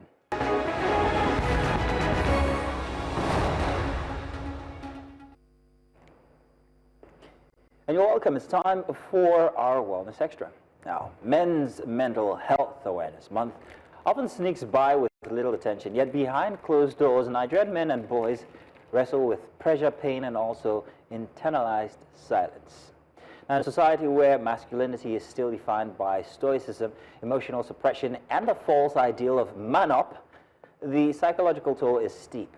Depression, substance abuse, and suicide remain underreported in men, partly because they've been taught not to speak, not to cry, and definitely not to ask for help. As psychiatrists note, male mental distress is often masked by aggression, withdrawal, or risky behavior. Now, cultural expectations discourage vulnerability, leaving too many to suffer in silence. And even when a man seeks help, the support system is patchy at best. Between poor access, low awareness, and the persistent stigma that mental illness is weakness, we're also seeing new layers of mental strain, economic pressures, joblessness, social displacement, and shifting family roles. The question is, are we even ready to help men heal? And so to lead this very necessary conversation, we'll welcome Mohammed Ahmed. He's a parental anxiety and depression coach. Are you? I thought you were an educationist. You wear two hats. No, I'm a clinical psychologist. There we go. There we go. You're welcome. Thank you very much. This should be a conversation between you and I, but you stay. Well, it's a very interesting instance, this personal one. I'll let you know. Now, I might get emotional here, because a couple of years ago, I was myself suicidal. And over the past years after that, 2 years after that, I found myself being more expressive, healing better, and enjoying life more. And this was born out of suppression of emotions, suppression of language, suppression of expression, which is very interesting, because one would think that in my mode of work that I'm a very expressive person, but not noting that society, religion, and much more has caused and causes people to actually fall into a little bubble where they feel the world is ending. So I'll let you to take it on from here before I start to break down. Oh, please don't. So the question really is, why do we see silence when it comes to men's mental health, in spite of how our worlds have evolved, and we're now a global village and we have access to the internet and people are more open about discussing about it, but there's still there's very much a silence with men. Thank you very much for that, and let me start by acknowledging him. Yes, of course. I'm so glad you could be expressive still now and vulnerable on this stage. What you experience is what we call post-traumatic growth. When you get to the rock bottom and it looks like it's all about to end, and at some point you have to bounce back up, far better off than you used to be. And I really don't know how it happened. Probably there were some factors that, but every individual has a point of reawakening. I think that was a moment for you. So coming back to silence, you see, what we see is what happens in adulthood. The neglect has been there over the years.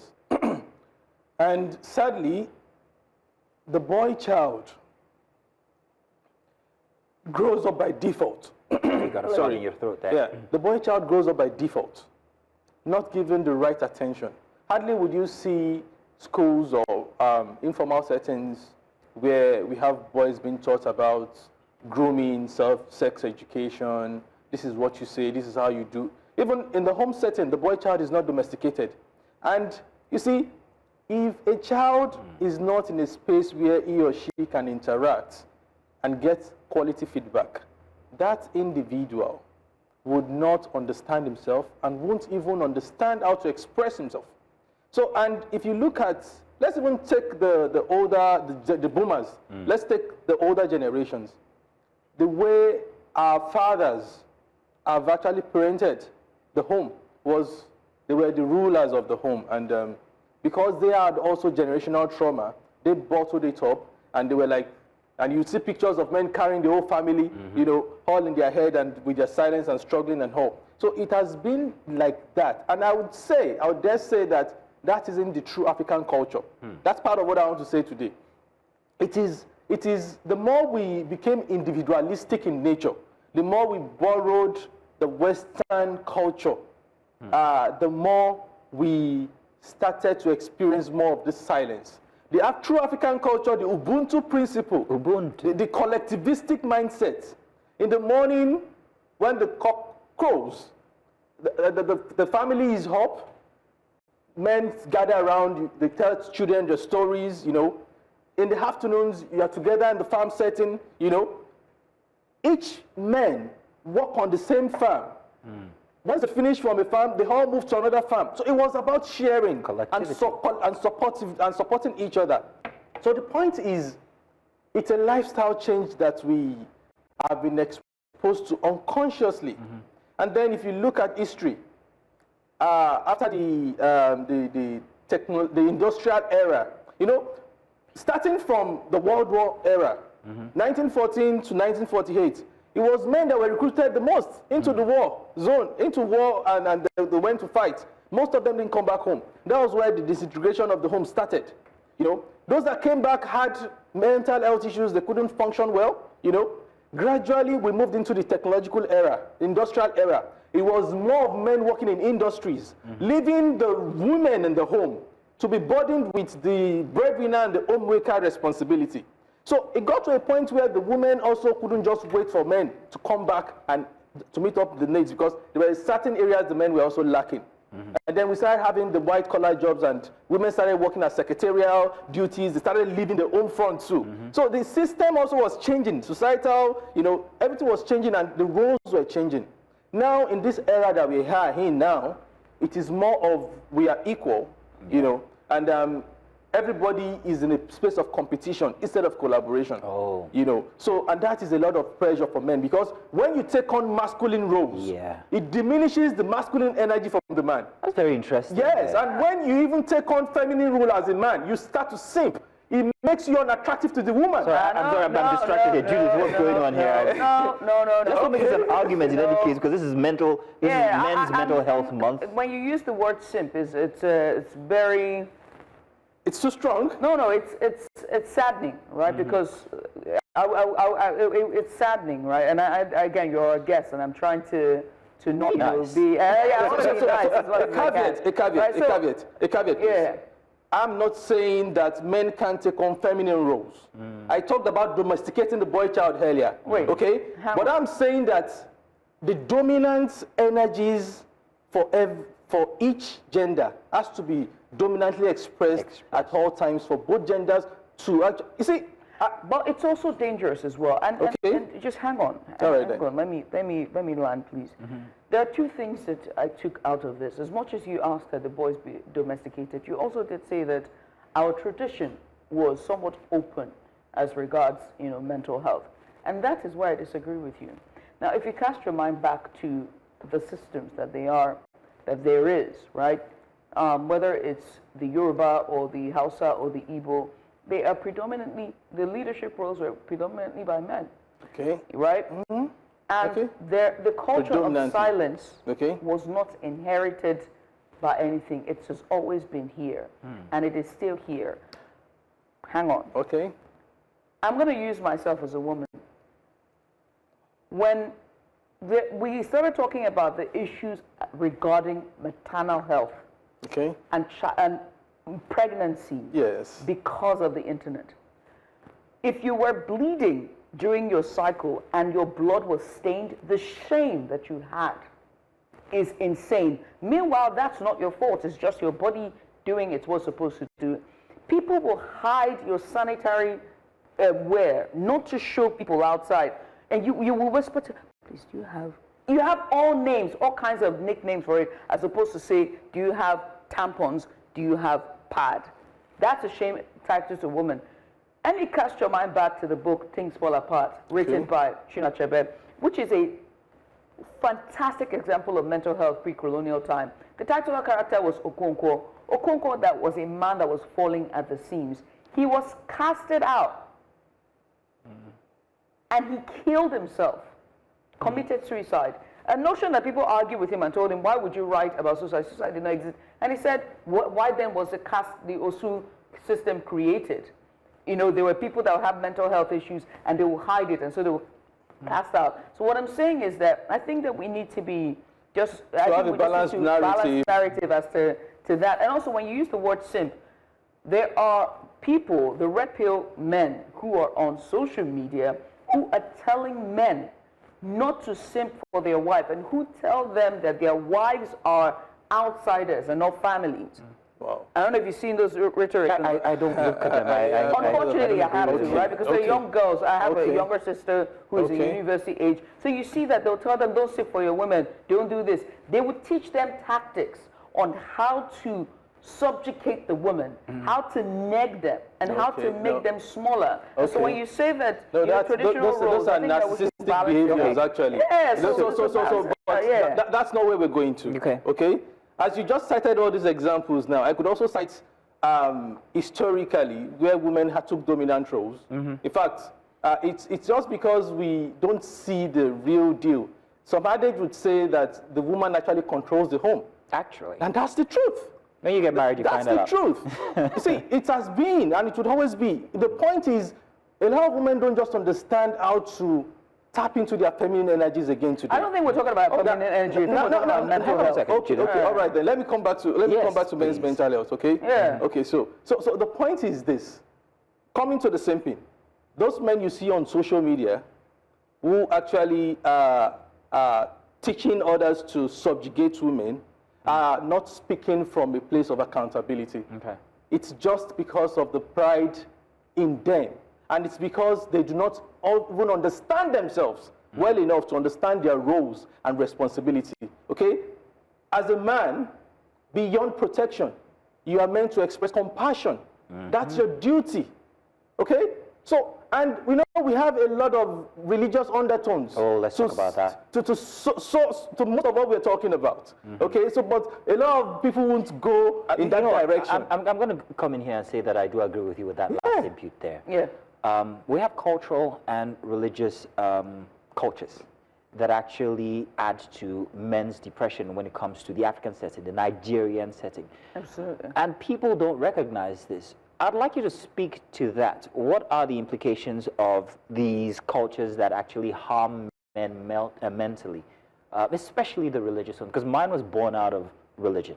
Really? Oh, yes. Oh, I never knew that. Okay, so you see, our religious leaders are seen as demigods in most parts of the world, and there's something we call religious coping. Sometimes when we are faced with challenges in life, it's just currently that we're seeing therapy being privatized and we're having access to it. Before now, who you would go to solve any problem, whether it's individual or marital or whatever, it's as the church or the mosque, you know. So now the belief they have in those figures actually reduces their internal locus of control. So you believe more in what they have to say about your life than your own self-determination. This creates a crisis. It does. It creates incongruence in you. Okay? So the more you want to, and now it has shifted from religious leaders to social media. People believe more in what social media has to say about their lives as against what they have to take charge about their life. You know, so the more you reduce your internal locus of control by making decisions based on what external factors are saying, the more you lose the charge. In fact, the more your level of happiness reduces. Because what's the deal breaker for your level of happiness is the amount of intentional activity that you take on in your life. So what I'm saying to that here is now is that, you know, when you have opened something outside yourself or in something external to yourself, and you're not seeing the results over and over, it gets to a point where you don't even know what you want to believe again, okay? And then, because you do not even know how to even ask for help, because you're scared that stigma or shame will be associated with what is happening, then you're helpless.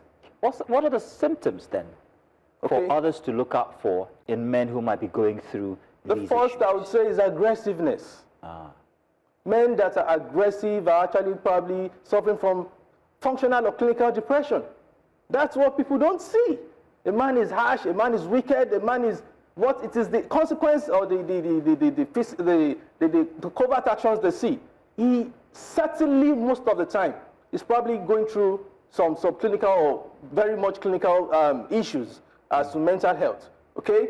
A man that makes mistakes, doesn't take accountability, and is continually making those mistakes might be suffering from... What about risky behavior? Oh, that's a lot. I say that very intentionally because, Judith, I don't know if you agree, I do have a very risky hobby. Okay. And I'm wondering whether this is a fallout of the, you know, my mental state.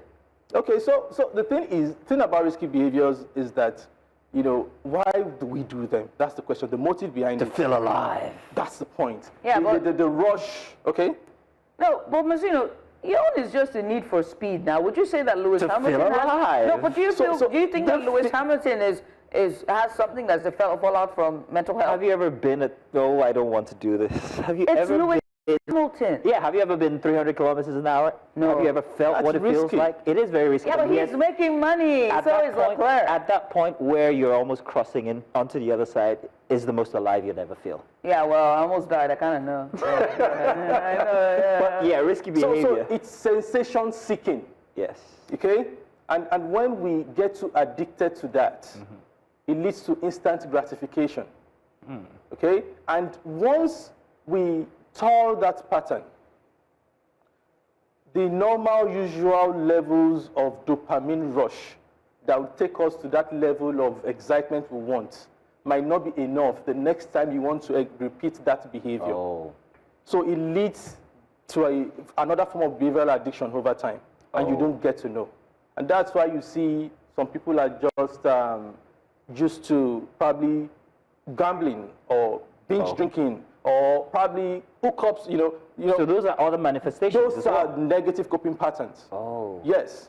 Those are, so the bottom line itself, you know, is that this man has unresolved, whether infantile or adult issues, that he needs to address. But in fact, we call them attention-seeking behaviors. Yes. So, and that's it. You see an average person displaying an undesirable behavior on the street, whether it's a man or a woman. For my own, as a mental health professional, we don't act based on what we see. It is the motive behind why you did what you did. What were the triggers, you know, that we work with?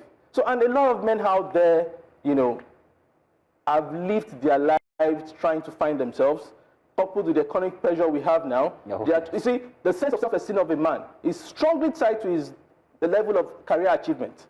So a lot of boys or young men trying to find their feet, not finding that stability with their career, you know, it's a lot of mental pressure for them, because that is a requisite for them meeting the demands of having a family or probably, you know, living the life they want to live. Right, and that's why at the beginning I was trying to, like, you know, saying that this issue of us, you know, enforcing traditional roles and saying energy is male, femininity and masculinity, I think that's also a dangerous rhetoric as well, because there are men that, because of how capitalist our society is, you know, how there's more pressure on the man to earn, to climb higher in their career, to provide, it takes a toll on them and they break under the weight. I think the misconception here is the definition of what true masculinity is in the context of what you're saying. Right. Okay? Yeah, so true masculinity is healthy.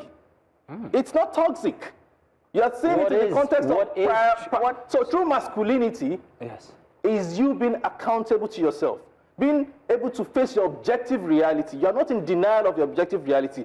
Having the capacity to know when to seek for help. These are the true values of masculinity. It's not about being bossy or being patriarchal or being dominant. No, that is not. But that's what society expects. And so that is why they are now trying to recorrect the concept of what masculinity is. All right, so go ahead. Okay, okay. So what you are thinking, what you have seen. That's what I'm thinking. What society? Okay, what society? Because society is a social construct, right? Yeah, and that's what it is. It's toxic masculinity. Exactly. But the definition of true masculinity is protection, compassion. Okay, see every individual. If you look at our genes, let me even come from the biological viewpoint. Just hang on. Hang on a second. Okay. Again, true masculinity, protect, provide, and compassion, right? Kindness. Hang on. Okay. Hang on. Yeah. Protection, like you say. Yes. As a man, they're on again. This I'm a woman. Yes. It's all right. I always say this, right? That women encounter men more than men encounter women. And I say this because I have seen more third legs than I need than I have ever used in my life. Sorry, what? What's the third legs? And the reason I have no idea what you mean. That's euphemistic. I don't know what it means. No, because men don't have 3 legs. Yeah, because of how they pull it out. Okay. You know what I mean? Like pull it out, you know, all of that, right? That's unhealthy. So that, so that's unhealthy. So I'm telling you, hang on, I'm saying it from a woman's point of view, right?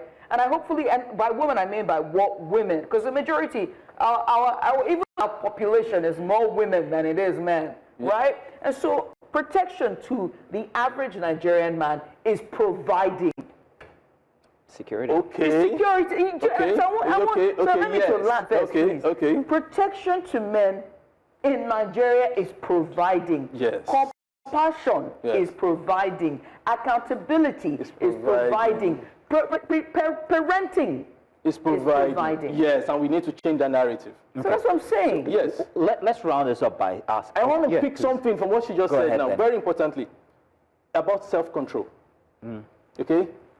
A lot of men are having these issues of mental health, mental illness, because they lack the capacity to control themselves. The id state is the animalistic state for every individual. Okay? So because they haven't grown to become, to attain the stage of maturity as expected, it's not by age.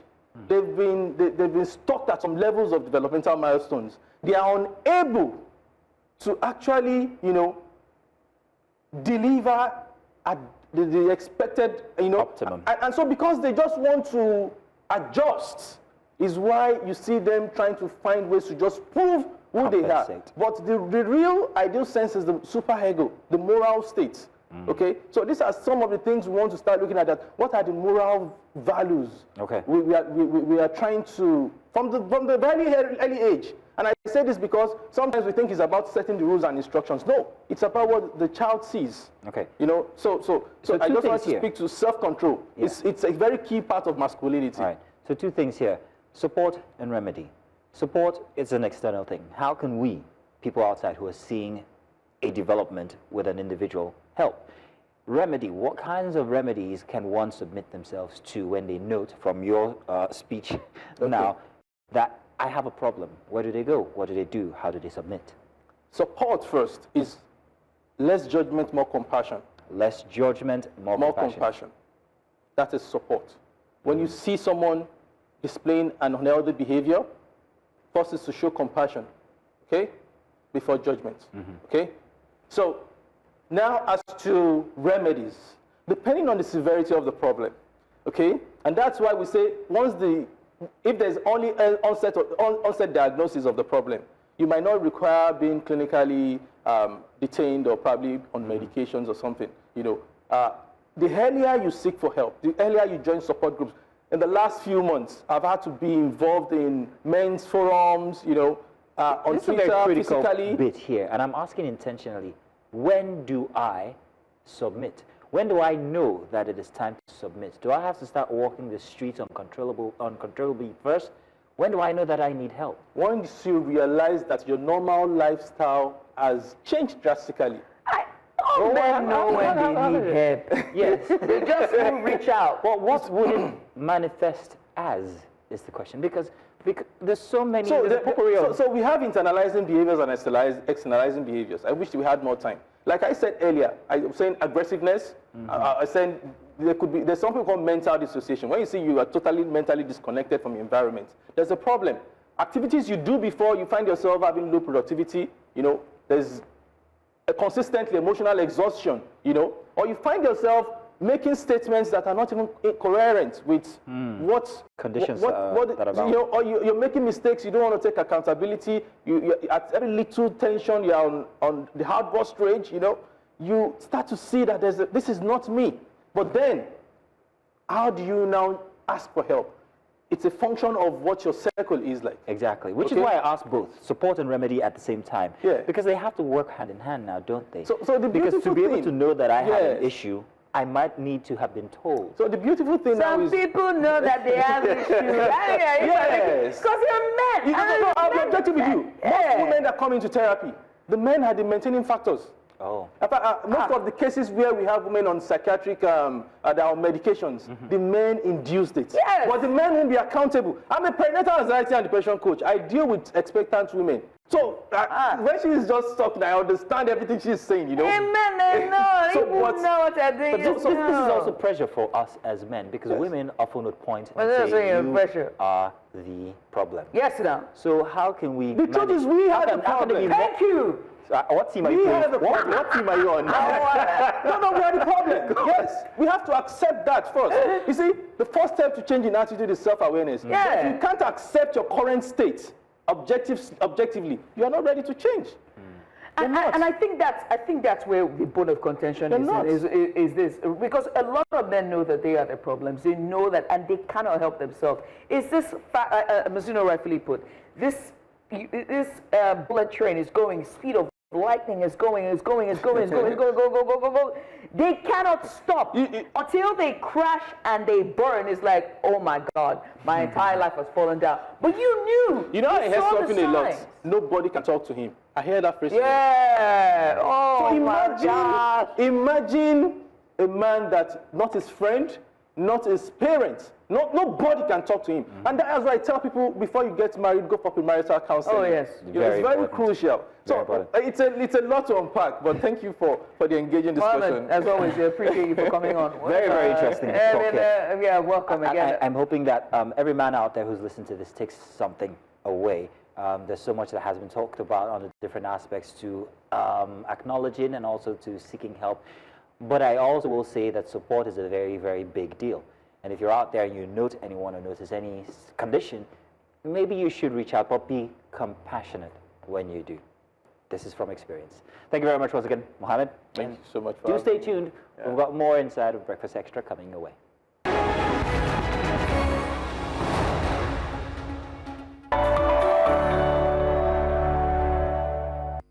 Hey, welcome back. It's time for our extra special. Now, despite a federal pledge to make Nigeria open defecation free by 2025, an estimated 48 million Nigerians still resort to fields, shorelines, and street corners, making the country the world's second worst offender after India. The Guardian's editorial board warns that without massive investment in household latrines and public sanitation, diseases such as cholera, dysentery, and stunting will keep exacting a deadly toll, especially on children and women.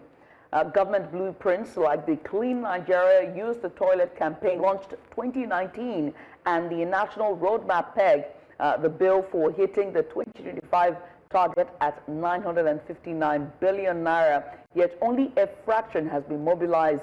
Bureaucratic bottlenecks and weak enforcement leave the streets awash, literally. Now, enforcement, meanwhile, is highly visible, but uneven at best.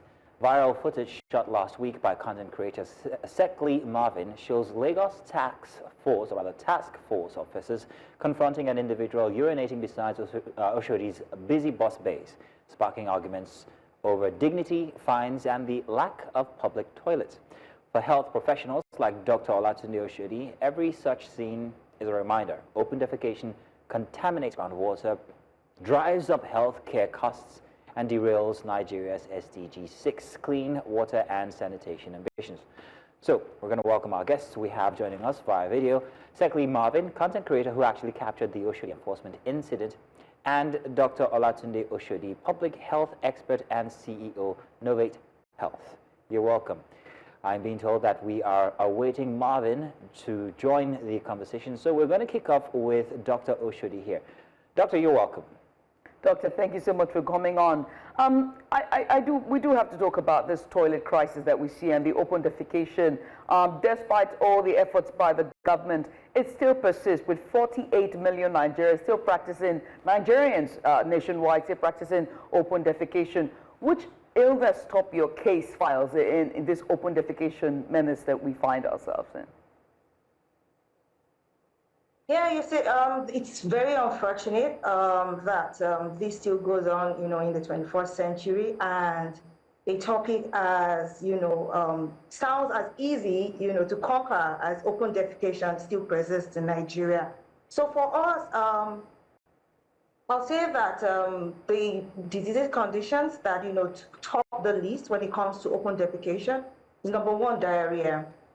Diarrhea, which is the leading cause of death in children under the age of 5 in Nigeria, and also once children once they have diarrhea, then they are vulnerable, susceptible to other disease conditions like pneumonia, and other infections, that could come up once there is diarrhea that has weakened the immune system. So diarrhea is one major disease, that has kind of come to stay, in the system because we haven't tackled the issue of open defecation. So, could you please give us details as to how this contamination affects us in an urban society, especially one where we have a total lack, many will argue, of facility for people? Could you speak to the failure in the system that we find ourselves, and how this is not just the perpetrator's fault, but how the government has also failed them? Okay, so in an open society, in the urban society, I would say that majorly there is lack of education, right? And the lack of education, the lack of awareness, proper awareness for people to understand the impact of open is costing us a lot of issues. So for, number one, I believe that it is lack of education that is causing the prevalence of open defecation, in our society, especially in the urban society. People are not well educated. They do not even understand. It has become a norm, right? So we need to start things like social media campaign, to educate people. It doesn't even happen only with the underserved. It doesn't happen only with the uneducated. Even educated people, when they feel pressed, they just want to go somewhere and look for somewhere, maybe that is out of the reach of the eyes of the people, and then have this defecation done. For guys, I think it's even easier. For men, they just look for somewhere and enclose themselves there and then do it. So I think number one is lack of proper education, right, in the urban system. We need to start educating the people. We need to start letting people know that open defecation affects each and every one of us, right? We hear there's a high rise of what we call poisoning, where people eat and then they have food poisoning because they have done open defecation, they haven't probably washed their hands well, or open defecation has been done and then they are eating foods that have been plucked from such areas, and then they end up being in the hospital. So I think proper education on how open defecation affects us as individuals, affects our children, and how it can come to home. It's not something you just do outside and you leave it there. You understand that it affects you. It could affect your family members and one around you. I think proper education is one key thing that we haven't done. There should be a lot of awareness, social media awareness, public awareness on the impact of open defecation in our society. This will help. Comes to government, I think government has tried to do a lot of things because there was a state of emergency declared in 2018 as to open defecation, and this brought about, the Clean Nigeria, initiative to stop open defecation by 2025. It's not working because I believe that we still need a lot of political will here, right? And the political will here doesn't have to come from the top. It's in the local governments, right, area where local governments have to take responsibility for stopping open defecation. We need to take it to, the local government level, the community level.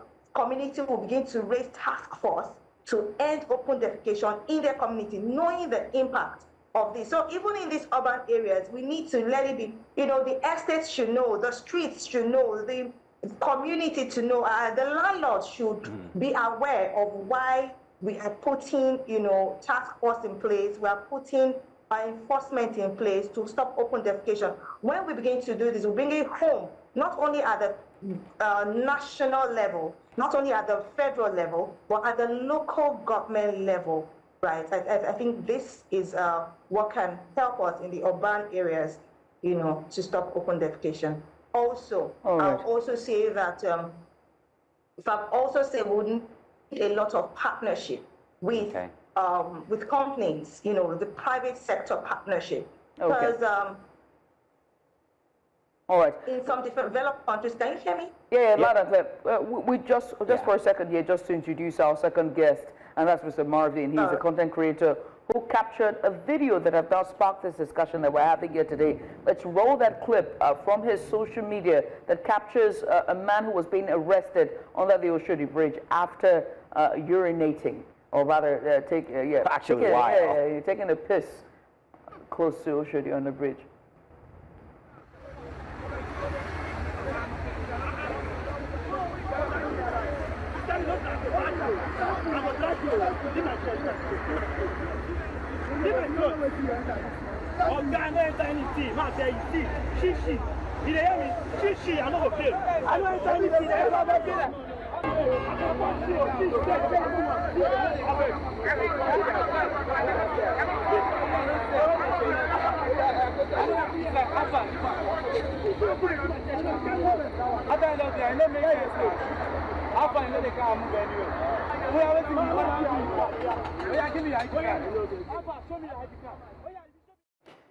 Now, once again, let's welcome Marvin Seckley.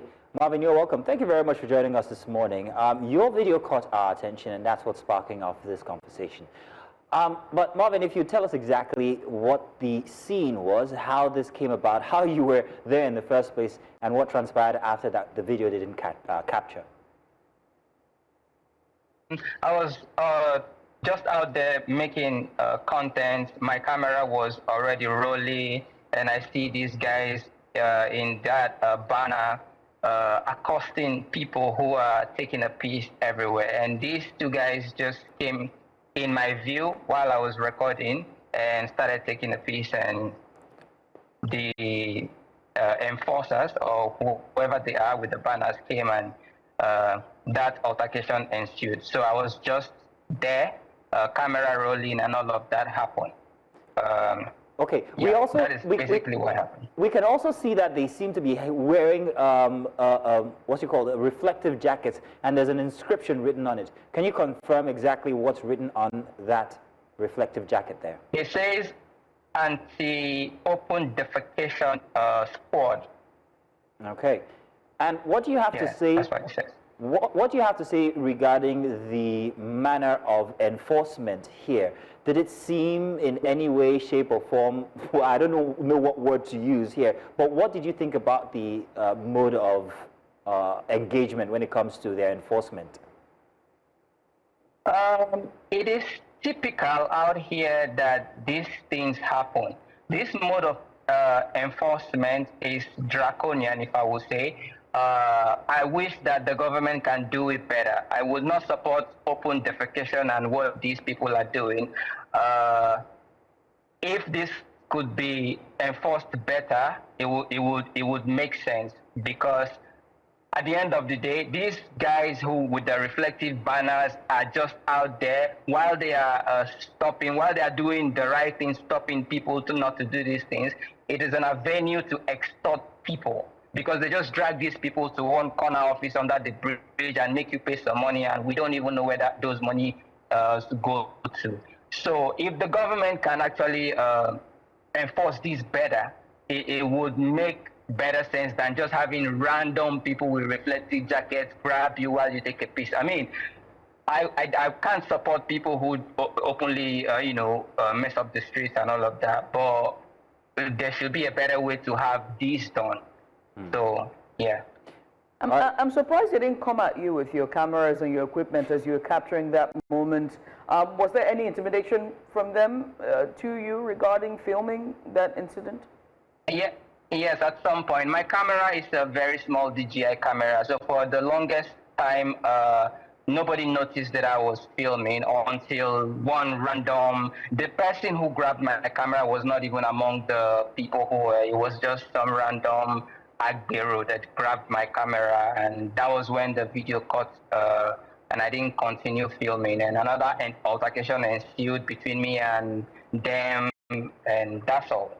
They didn't come at me, a random guy who thinks that if he grabs my camera. If you say this was an agbero who grabbed your camera, are you saying that they were working together or not? No, I don't think they are working together. Okay. I mean, we all know how Oshodi is. Oshodi has had the reputation of hostility for a very long time. So every random guy out there who has no job could just come at you, take your money. I mean, in the 90s, it was worse. Right now, it's, better that I can even film at all. So I don't think they are working together. But because the altercation has garnered a lot of crowd, and it seems like they know each other to some extent. So, and that was the filming. Grabbing my camera was not because, I was filming the altercation. It was just because maybe he thinks if he grabs my camera, they could get some money out of it. Okay. But I don't think they are working Thanks for the together. clarification. Dr. Oshodi, let me come to you regarding enforcement now. You've heard how everything transpired there with Marvin's experience. Reflective jackets, grabbing people in the middle of their duty. Operation. Operation. How could you think this could be better enforced? Do we need signs? Do we need better communication? Do we need more awareness? Do we need more public toilets? How exactly can enforcement be civil at best? Violence is not the way. It's never the way. It will never be the way, right? So I would say that, number one, for enforcement to be carried out, you need to first educate the people. Proper education, proper awareness. Now, this guy, that was altercated will probably be wondering what he's done wrong. Because he probably doesn't even know that there is, open defecation is wrong. He's probably grown up doing it all his life, seeing his parents doing it, seeing, people in his environment doing it. But there's no awareness to tell him that this is right, wrong or right? So before you can enforce a law, there should be proper awareness. And I don't think it's even supposed to be about bringing some law enforcement, agents to be violent about it. Now we can erect a lot of sanitary, facilities across the state, across the urban region, where people can go in when they feel like they want to, take a piece. So, for example, we've done a lot of awareness. Then we can then put in this sanitary toilet facilities in place. Then people will know that, okay, there's now an awareness to say that if you're pressed, you can walk into any of these, facilities. You really do not have to pay, or you probably pay a token or whatever it is, to ease yourself freely. But if there are no such facilities, tell me where these people will go, And even the facilities that we have that it was mandated for them to have toilets, some of them now, when people go in there, they're pressed and they want to ease themselves. And that's why I talk about private buying. Private companies must be able to buy into this. You walk into a police station, you ask for the toilet. Some of them say the toilet key is not available, the toilet is locked, and all of that. And you expect that these people will not practice defecation. There are certain things that cannot be stopped, like defecation, right? It cannot be stopped. It can only be held for a while. So people need to have that, confidence in the in the society to know that there is a place where they can safely go to take a pee before you can, enforce inadequate enforce some law on as to them not defecating openly, right? So that's what I would say. It's not the way. Proper education, proper awareness. Social media is the #1 key, to awareness. Proper awareness should be done, and then you then provide proper sanitary facilities for people to use when they feel pressed in the public. All right. And then there's also the Ministry of Waste Management as well, and also other agencies that are in charge of all of this. I'm just intrigued. I just can't wait to see, these officials go to the dump sites and grab people that are doing #2s in there. I can't wait for such visuals. But Dr. Oshodi and Mr. By the way, we must mention that we did invite the Ministry of Waste Management, but unfortunately they were unable to make it to this conversation. Well, Dr. Oshodi, I must say thank you also to you, Mr. Marvin. Many thanks. We appreciate you for capturing that moment and just helping us, to bring this conversation back to the fore, to flash a bit of light on this critical discussion. Lady, gentlemen, thank you so much for joining us. We appreciate you. Let's go on a short break, shall we? When we return, we switch gears to economy as Nigeria repays $3.4 billion COVID-19 debt to IMF. The question is, are we gearing up for another loan? Only time will tell after the break. Stay with us.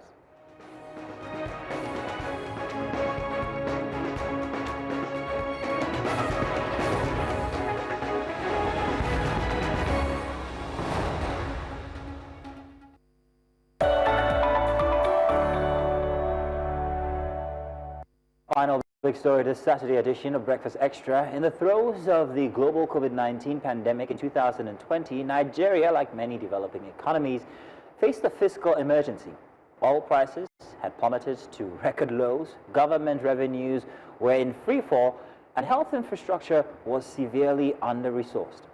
In response, the Nigerian government turned to the International Monetary Fund for emergency support, securing a $3.4 billion loan under the Rapid Financing Instrument, the largest COVID-19 related facility approved for any African nation at the time. Now, the loan disbursed without the typical structural conditionalities was aimed at stabilizing Nigeria's balance of payments, supporting critical health interventions, and shielding vulnerable segments of the population from the socio-economic shocks of the pandemic. Now, fast forward to May 2025. 5 years later, and Nigeria has now officially repaid the entire $3.4 billion loan. The announcement confirmed by the federal government and the IMF was made with relatively little fanfare, but bears significant implications.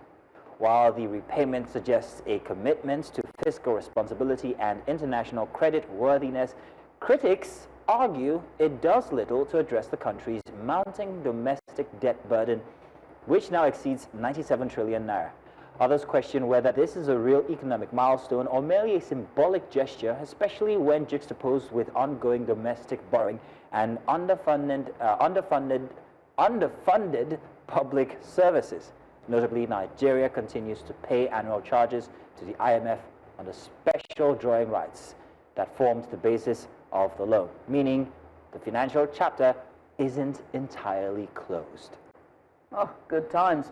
So joining us today to dissect the economic, political, and ideological layers behind this repayment are a panel of thought leaders with diverse and hopefully, interesting perspective as well. First, we're joined by an economist and also a keen observer of Nigeria's political and fiscal dynamics. Is none other than Mr. Bola Olojede.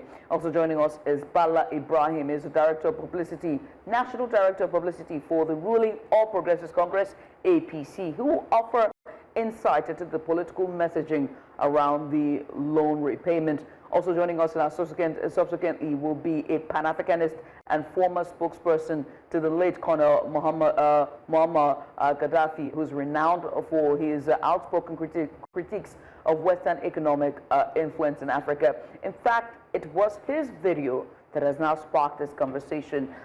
Do we have key to play that video, guys? We'll get that information. All right, so let's cue that video for you. Take a look at that, and then we'll come back for this discussion. Nigeria just finished paying back $3.4 billion loan to the IMF, the International Monetary Fund. Great, right? Nope. Let me break it down. We got the money during COVID, just like many other African and global South countries. Then came the conditions: remove fuel subsidies, devalue the national currency, open the economy for more foreign control. What followed? Hunger, protests, broken systems. Now they are clapping because the debt is paid off. But what about the social debt?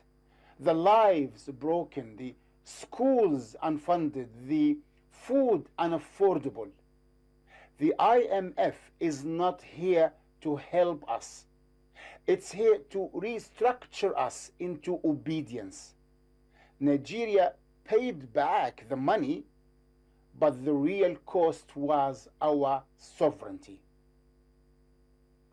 All right, so he's going to join us subsequently in this discussion, but let me start with you, Mr. Bolan Olajide. Does this repayment signal true economic recovery, or is this largely political optics, or is this Nigeria willing to the beatings or the conditions of the IMF? We follow a course. So when you take a loan, there are the terms and conditions of that loan. One of the critical terms and conditions of every loan is the tenor. There's a repayment cycle for every loan. So if I had taken a loan and I said every quarter I will make this much payment, and then by year 3 I will have finished paying. So that repayment schedule, you are expected to follow it. If you don't follow it, you're said to have defaulted. So if an obligation falls due in June, and June comes and you did not make that payment, then you have defaulted. So I don't see any big deal about, finishing the payment of a loan. You are supposed to finish the payment in line with the terms and conditions that you signed to when you procured that loan. So for the said IMF loan, I believe that we have a repayment schedule. We have followed through our repayment schedule, making the payment that are due as and when due, and then make the last bit of the payment, and that is all. It is a standard thing in every loan, all and every loan. In fact, if you don't make it, then you have defaulted, and your credit history and your capacity to borrow in the market is impaired. So for me, there is no big deal about fulfilling your obligation under a loan. That is the expectation of every loan procurer, and the expectation also from the person that gave the loan. Well, Mr. Olajide, let me follow that with another question regarding interests. Mohammed Ibrahim's video there said that this was not just a loan, but it also had some addendums to it when it comes to interests, the international interest in Nigeria. Do you agree that this might be so, or do you have an objection to it? You see, it is important for us as a country, as a people, to know that those institutions were not set up because of the love for us. It has nothing to do with that. The people that put the money there want to make money. So when they borrow you, when they lend you money, of course you pay interest on the loans.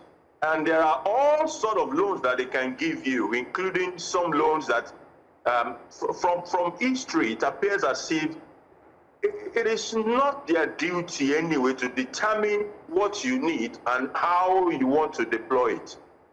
But if somebody says, I'm going to give you a loan, you can take this money onto a chopper, open the doors of the chopper and start to throw it, whoever can catch what amount. That is your own cup of tea if you accept that kind of a loan.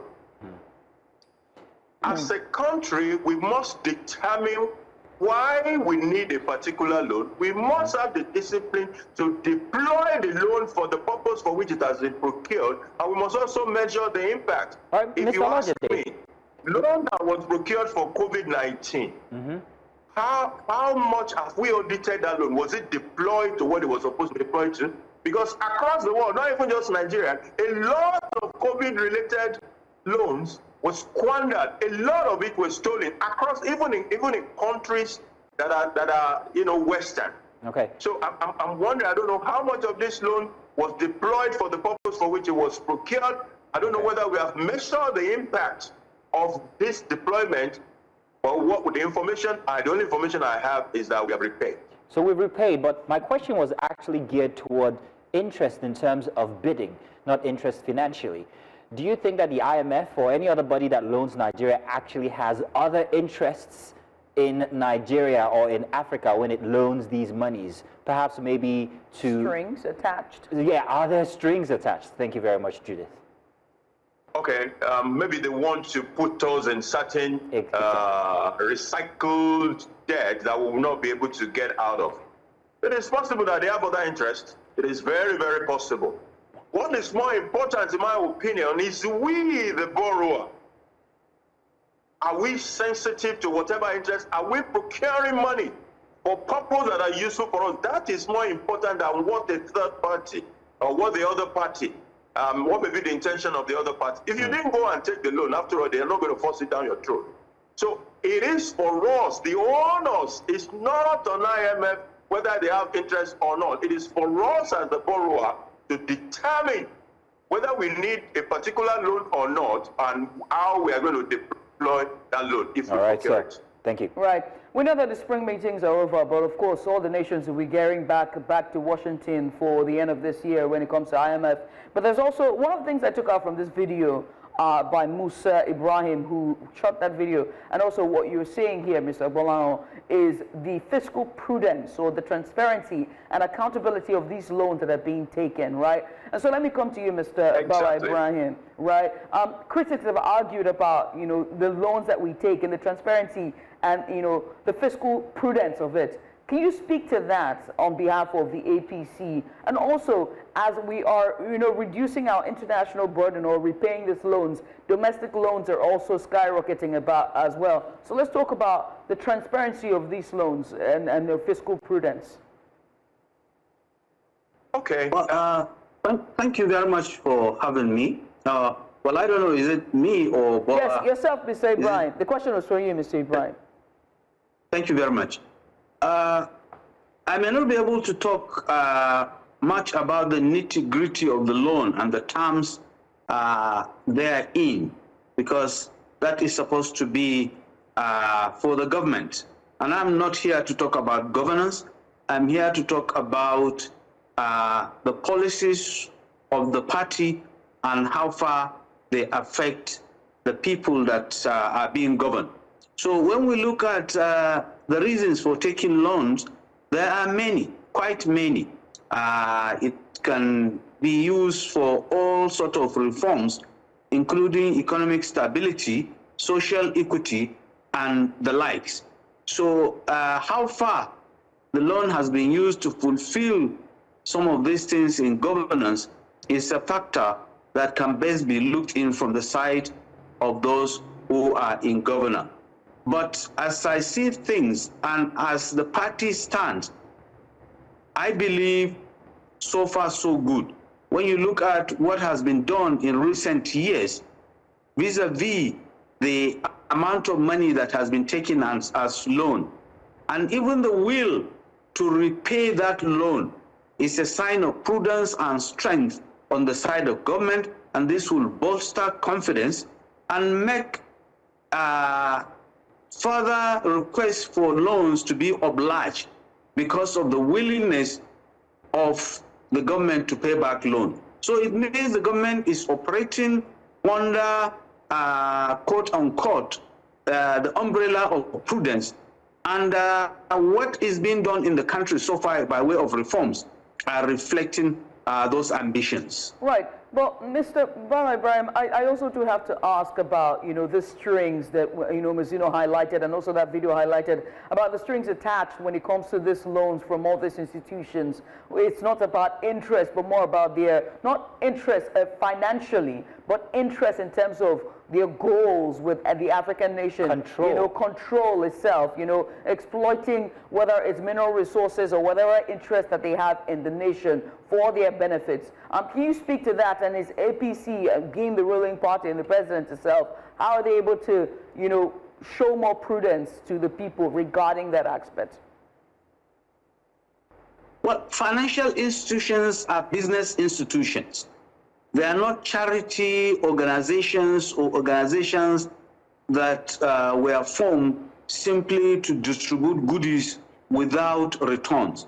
So whatever they do it with interest. This interest can be financial, it can be political, it can be economic, it can be anything.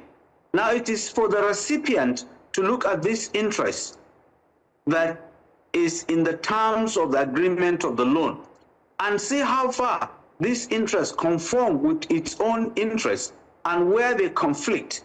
It is for the recipient to see how, where there is conflict, it can turn it into a situation that will not be injurious to its own interest. As a party, the policies of the party and the government in power is not supposed to be injurious to the interests of the people in the country.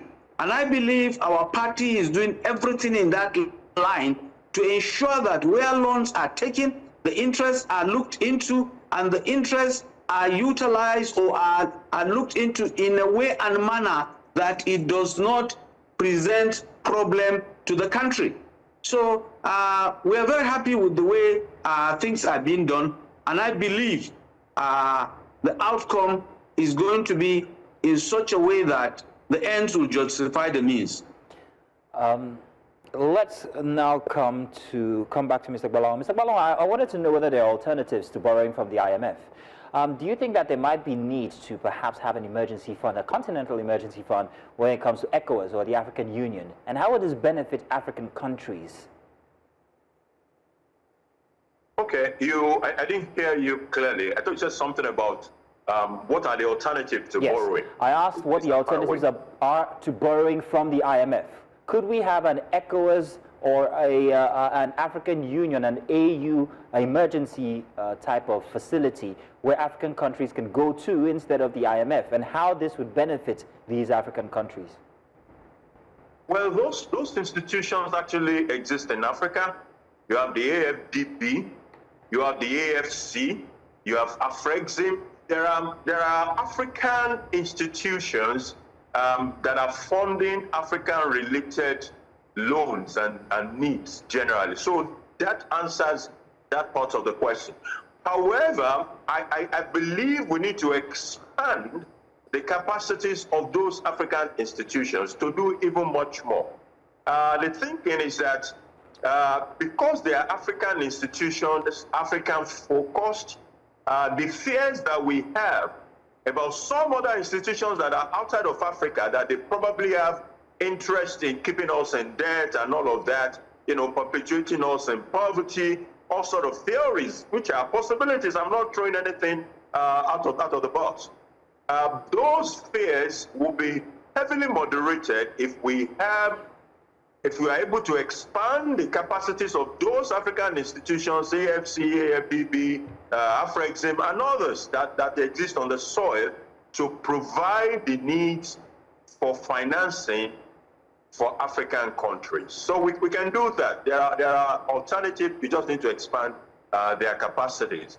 We just need to expand indeed. Gentlemen, I must say thank you for taking out the time to join us. I wish we could continue, but this is where we draw the curtains, not only for this discussion, but also for the program as well. Mr. Bola Olajide, he is a public affairs and policy analyst, giving us a bit of insight following the repayment of the COVID-19 loans from IMF, and also to Mr. Bala Ibrahim Alhaji. Bala Ibrahim is the National Publicity Director for the APC. Alhaji, I'm still asking for my salad meat, but that'll be another time.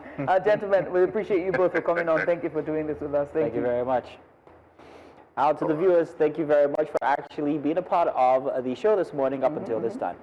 We're not done because we've still got another installment for a Sunday. And if Stay you're up early tomorrow, you would be privy to Judith's intro monologue, which I'm looking forward to. After everything that's happened through the week, I'm wondering what exactly you're going to be spending plenty of time. Don't put me on the spot. Yeah. After beating our very own Ahmadine Uyi to the dust last week. Still no explanation why. If I don't do it, I'll do my job, man. Come on, I'll do my job. But I must say, Ahmadine, sorry. Ahmadine, please, I'm sorry. It's not personal. I was doing my job. I want to say thank you also to everyone who's tuned in. Make sure, as Mazino said, join us tomorrow, 8 a.m. bright and early. We'll see you then. Until then, it's bye from us.